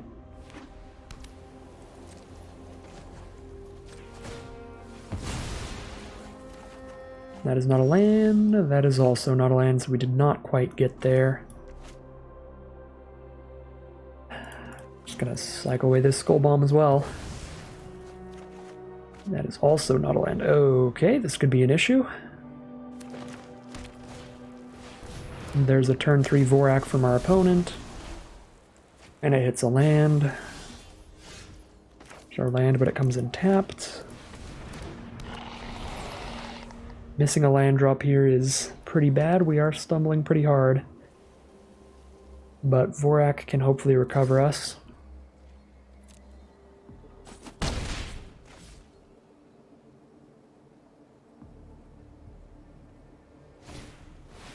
Annex Sentry to exile the Watcher. Fair enough. Alright, Vorak, let's grab an island, please. That would be ideal. Close enough. Surgical Bay it is.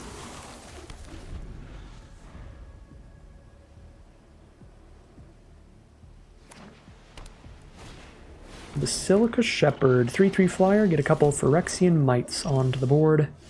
Well, play our 3/5 flyer and hope they don't have removal. I could Thirsting Roots and still play it here. And grab our 2nd green source for Oil Gorger later.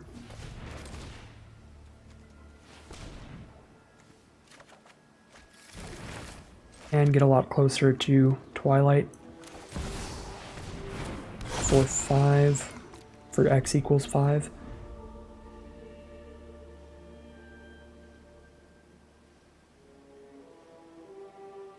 Most of the removal we saw from the last game was damage based, so having a 5 toughness flyer here is solid.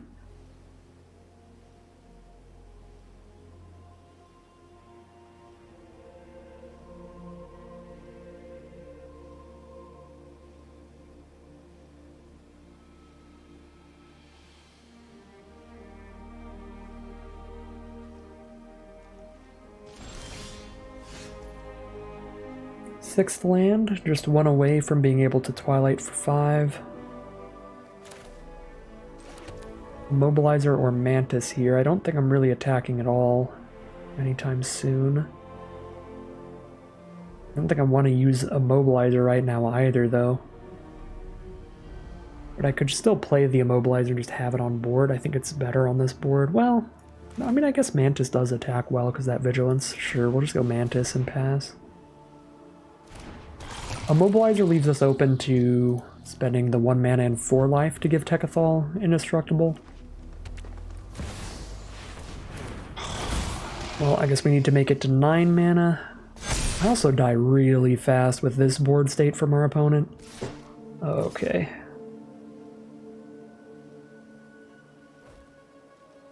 Six out of 9 right now. This is really, really bad. They didn't even miss a land drop too, it's just natural turn 7 Zopandrel. Okay, goodbye Tekethal. I need to leave this on board for Oil Gorger Troll because I need to just draw into land. That's like my only option, and even then I think it's too slow. We just can't get rid of this thing.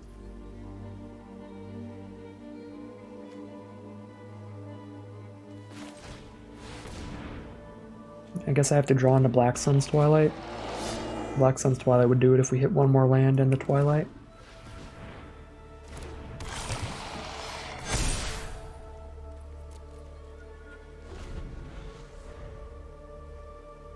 That's just a brutal matchup. Green and blue just can't deal with Zopandrel unless we had drafted a counterspell at some point.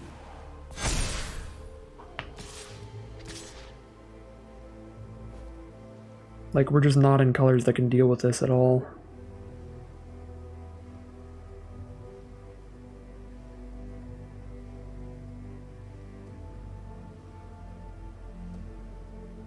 I have 10 power on board and I still can't block it and kill it.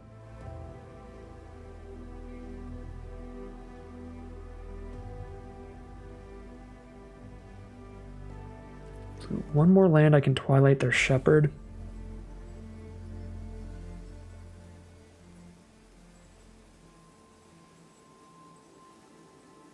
Scry with the Glistener Seer. Trying to outrace maybe. Maybe if I just naturally have a land on top, I go chump here, steal Shepherd and make a copy, attack with all my board, and have blockers. I don't know. Does not feel super likely to get us anywhere either way.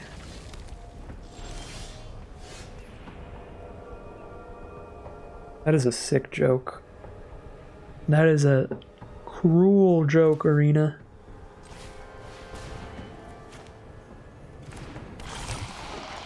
We are 1 mana off from that. But now I can immobilize the Shepherd and chump Zopandrel. Try to make it there, I guess.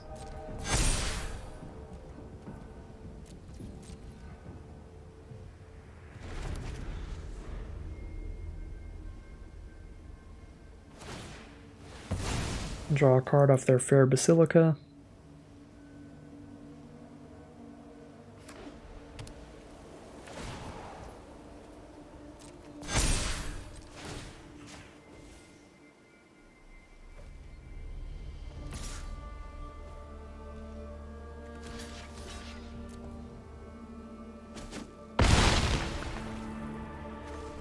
They're probably just going to have like one combat trick, that's all I need, and I don't hit the land anyway. Oh, good gravy. Oh.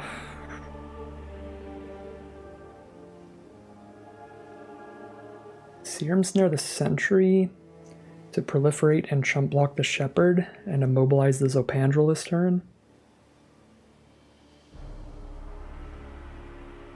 I guess they get to replay the Sentry post-combat if I do that. I can Black Sun's Twilight for 5 to kill the Shepherd and get something else back, but then I'm never going to kill Zopandrel because I'd need to Blue Sun's Twilight for 7. Which I'm never going to reach.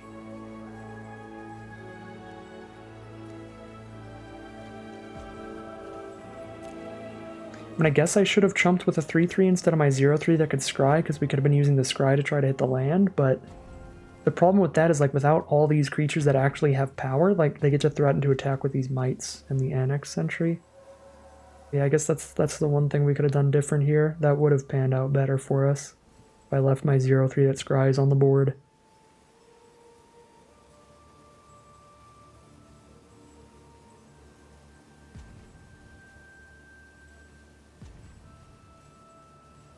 Yeah, we're just on a Mobilizer Serum Snare here. I might even just snare the Zopandrel. Just make them replay it. Snare Zopandrel and tap the Shepherd. Take like 3 damage from Mites and Sentry. I gotta actually attack all here, if that is the plan.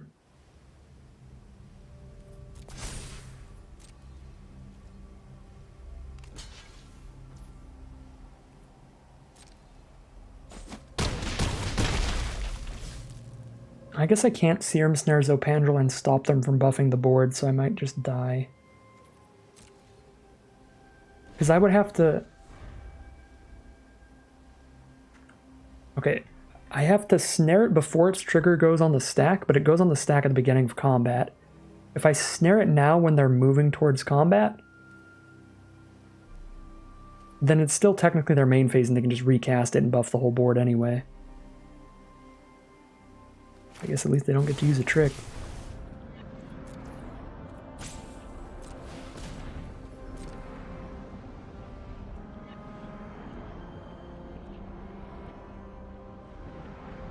If I move to combat, his trigger is going to be on the stack immediately. They're just going to like hexproof plus a million it. I'm going to blow up my Mantis. Also threatened to pretty much kill me. Okay, back to the hand.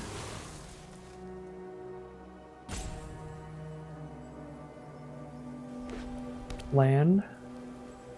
Replay Zopandrel.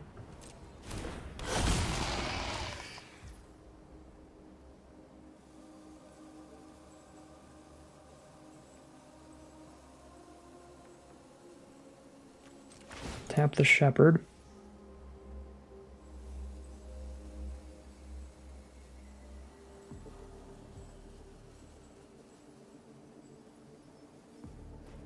They could kill Mantis and hit me for 6 if they have a removal spell for Mantis.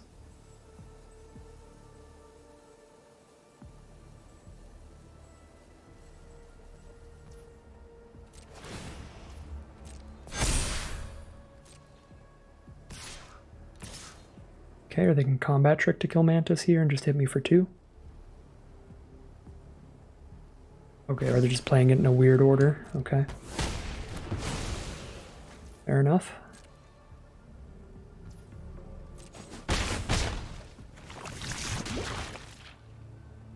Right.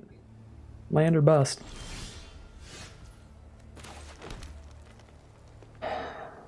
So now I kill Zopandrel.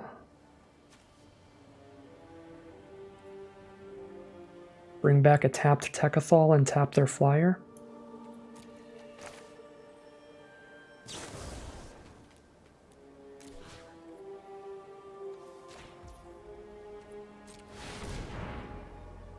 And then I steal their flyer and make a copy with it next turn with Blue Sun's Twilight.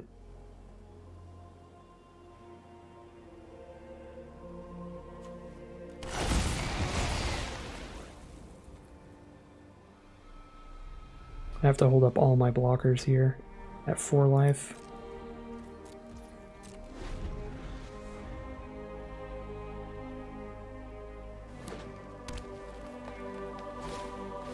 Plague Nurse. Okay, now we just get poisoned out pretty easily as well.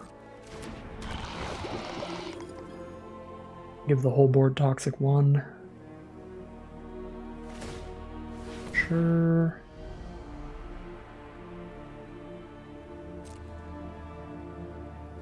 They all have Toxic 2 now. I'm gonna kill both the Mites. Skrelv. That is summoning 6, so they can't give something protection immediately. Which means I have 1 turn to use this Blue Sun's Twilight, and I'm pretty sure the best target is the flyer.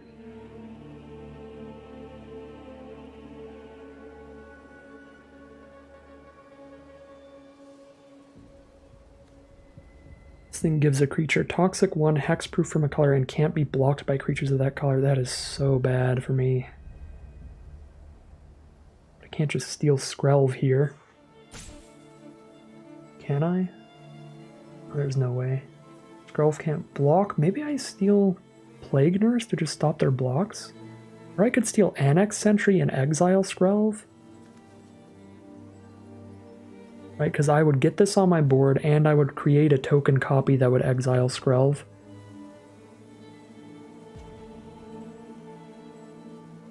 I have the 3/5 to block the Shepherd. I still wouldn't attack in that well. I guess the fact that Skrelv can't block means I just try desperately to outrace.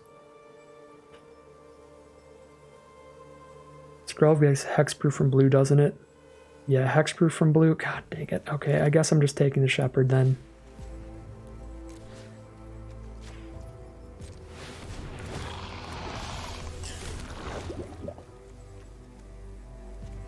Four blockers, 1, 2, 3, 4, 5 attackers. I can't really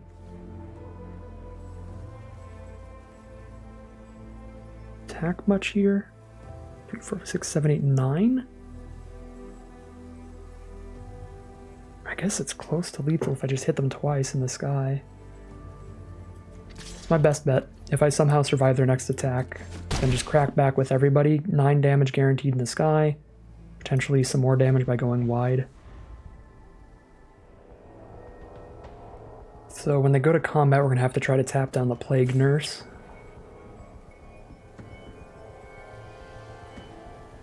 As just the highest power creature here. Also their best blocker. And that's going to be the final use of Immobilizer we're going to get.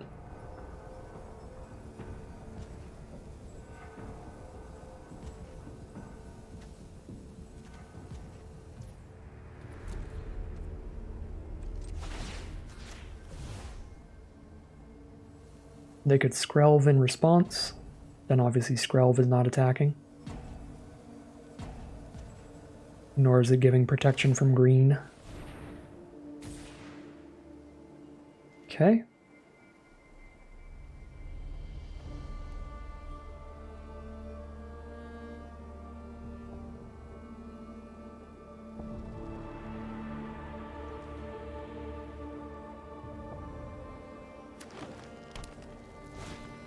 Incubation Sac gives them another 3/3 to block with. They have 3 blockers total. Block, block, block. Take 1, 2, 3, 4, 5, 6, 7, 8, 9, 10. Survive with 1 life.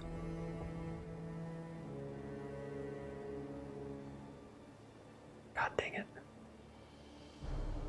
I just need to survive another combat then. Yeah, I think we just play Adaptive and Mantis and hold up blockers and make sure we survive 1 more combat, and then attack with everybody.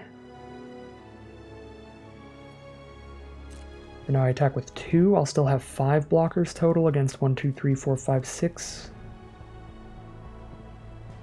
Maybe I just attack with 1 here. Them to 9 and then attack them for 9 in the sky next turn. Gives them another chance to get an out. I think it's worth it though. To have more blockers, make it less likely for them to kill us on the crackback. Oh, they're still dead in the sky.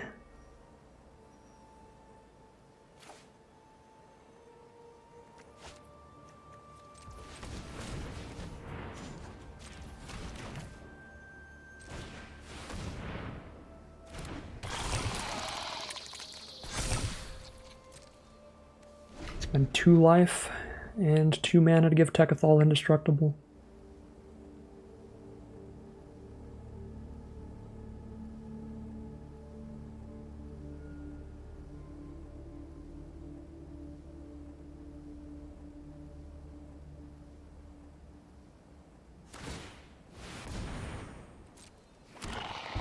Make another 3/3 from the Incubation Sac, cast a Predation Steward. Neither of these things change much. Speed right through combat. They have to have instant speed removal for a flyer.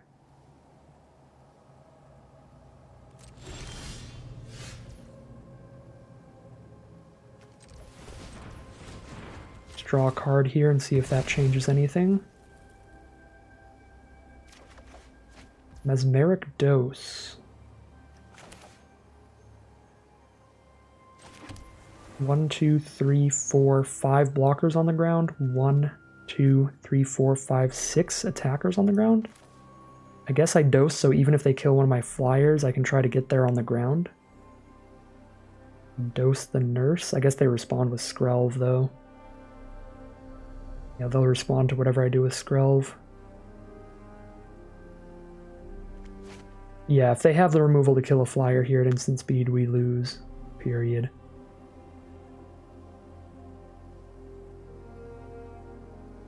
Might as well try it though, at least get them to spend some mana into Skrelv.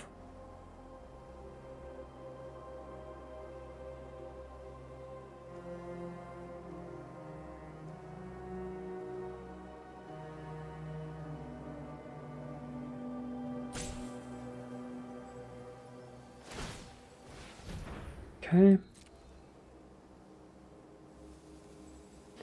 How likely am I to die on the crackback? 6 blockers. 8 attackers, pretty dang likely. If they have the removal to kill a flyer and survive here, they have the removal to kill a blocker and kill me, because they have 3 more attackers than I have blockers. Yeah, I'm really likely to die on the crackback, so I just need to make them have the removal right now. I'm already dead if I don't have these flyers to block with, so I may as well attack with everybody.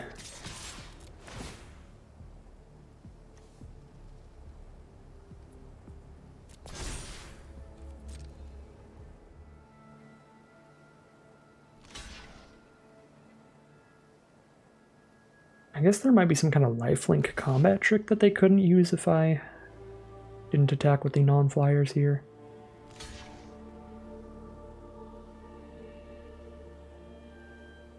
I don't remember one being in this format, though.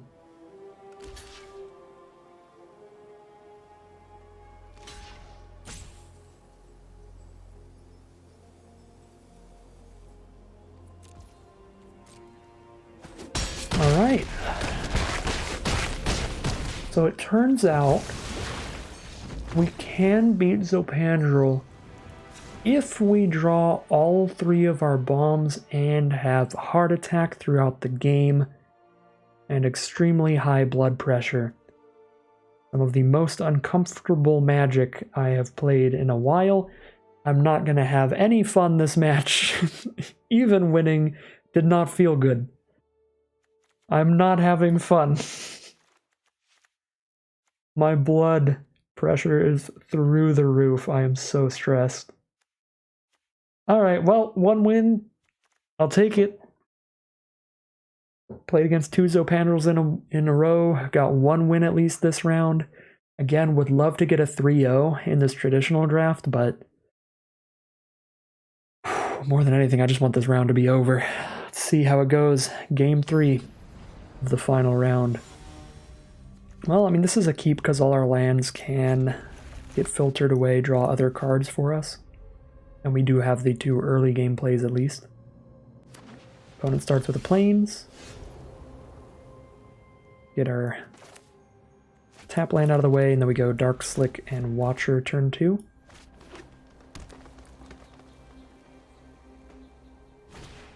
Jawbone Duelist. We're going to want some cheap removal for that. I might even Serum Snare it to slow them down. I don't think so, though. We'll take a couple poison for now. Dross Pits next turn, then Serum Snare. They have Duelist into the Sinew Dancer. That's going to be disgusting. Just Duelist for now. Take 2 poison. Dune Mover. That'll grab them another land, and it's another toxic creature. Luckily, Malcator's Watcher is very good at blocking that. Okay. Mantis next turn. We go Forest Mantis. For now, we hold up the Serum Snare. Get our tap land out of the way.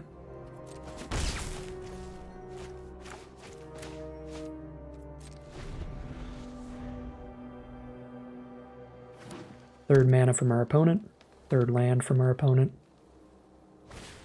Evolving Adaptive, solid card. Gets bigger as they play creatures, and there's the Slaughter Singer. Not what you want to see. Not what you want to see at all. I think I need to put that back in their hand, but this curve is obnoxiously good and probably kills us.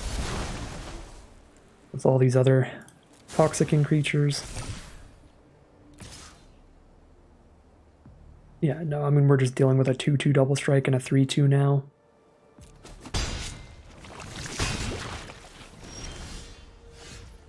Got an Oil Gorger on 4 if I hit another forest.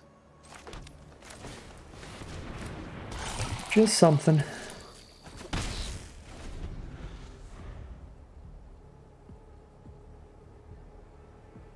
No, two toxic creatures in the Slaughter Singer is just devastating for us, though.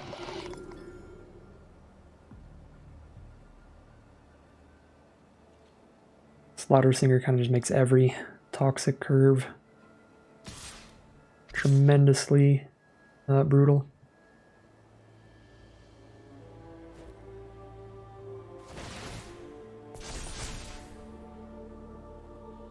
Yeah, I need this on board to draw off of Troll. You need to hit a forest though. Didn't hit one off the top. Can we hit one on the next draw? Yes. Now they have the incubation sac as well though to spit out 3/3s. They only kill this with a double block, so we'll send it in.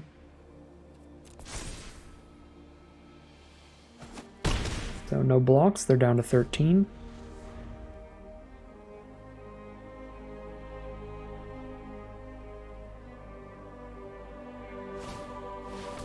You Flensing Raptor on Duelist. Hit for 6 damage in the sky here. Jesus Christ.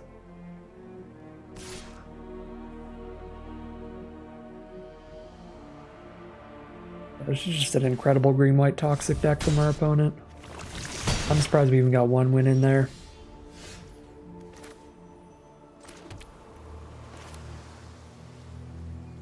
We did draw all 3 of our bombs that game, so that would explain it.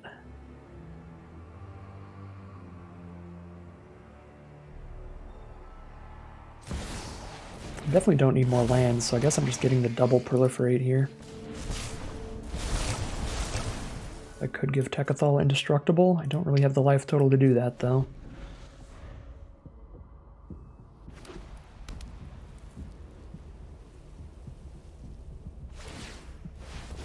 Okay, get a 3/3. Fingers crossed, no attacks. Give us some time to potentially draw into some outs.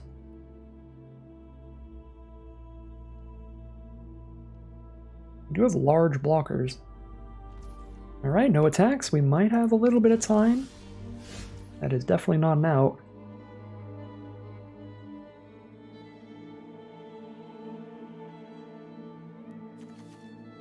We sack the Dross Pits here.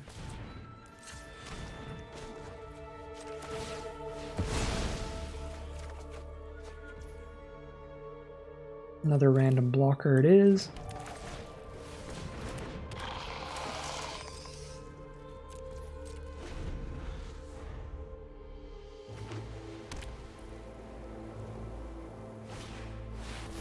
Silica Shepherd, that is super good with the Slaughter Singer. An incredibly wide board of toxicking threats. The buff up. Mesmeric Dose. Locking down one of the flyers is probably the best thing I can do here. Get to double Proliferate with Tekkathol again. Yeah, it's only enchants creatures, so I can't lock down the incubation sac. So 3/3 flyer is the best target.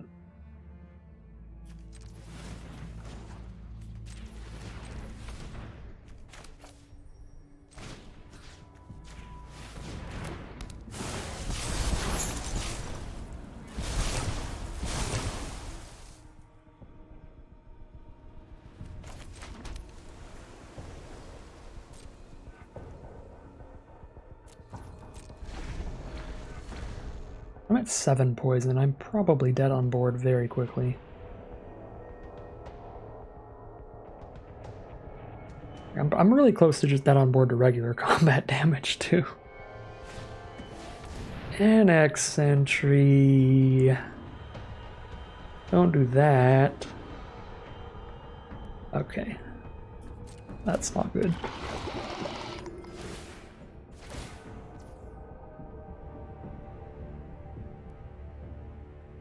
So might as well Proliferate. Tekkathol doesn't need Indestructible right now.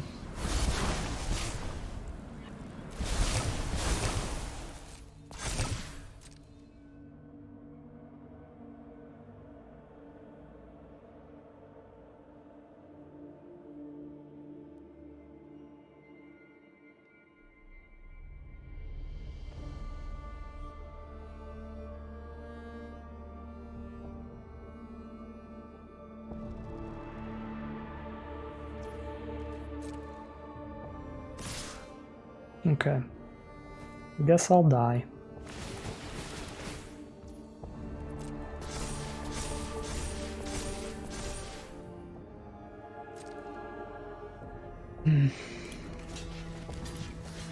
Yeah, I'm immensely dead on board here.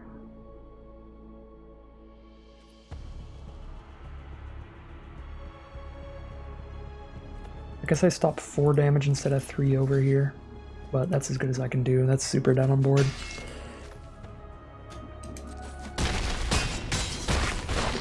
Even in that game, we actually had a tiny bit of a chance. If I could draw just a few more non-lands there. Particularly, we would have needed to draw another one of our bombs. If we drew one of our Twilights, we could probably turn that game around. Because we could actually get rid of that Slaughter Singer, which would have changed things immensely. Alright, definitely got outclassed there. Our opponent's deck was certainly better than ours. They had the incredible bomb power in the late game, as well as some just insane, aggressive, toxic curves. And we did get punished for our lack of early interaction, in particular early removal spells. Don't think there was a ton we could do about that in our draft pod. Green and blue, again, just not really very removal high colors. We have the Dose, the Serum Snare, we have the late game removal spells. Got the Skull Bombs for tempo removal as well, and the Immobilizer. So I don't think we could have ended up with a lot more removal in our draft pod, so I don't think we really could have had a great matchup against that final deck. So I think we did what we could. I'm happy to get at least one win in that matchup, but I think for multiple reasons, that was just a back-breaking matchup for us. We don't have the removal to get rid of their key early creatures like the Slaughter Singer, nor do we have cards that can actually kill Zopandrel in our color pair very often. So, hey, I'll take it. Got at least one win in the final round. Unfortunately, going to be a 2-1 out of this traditional draft. Not going to get any play-in points or be up in value. Well, that is going to end today's video. If you enjoyed this video and you'd like to see more, make sure to like, comment, and subscribe to tell the YouTube algorithm to send you some more in your recommended feed. Outside of that, you can check out the Twitch channel in the link in the description below if you'd like to catch me live, and the Patreon channel in the link in the description below if you'd like to support the channel directly. Outside of that, as always, thank you very much for watching, and I'll see you again soon for some more Magic Arena.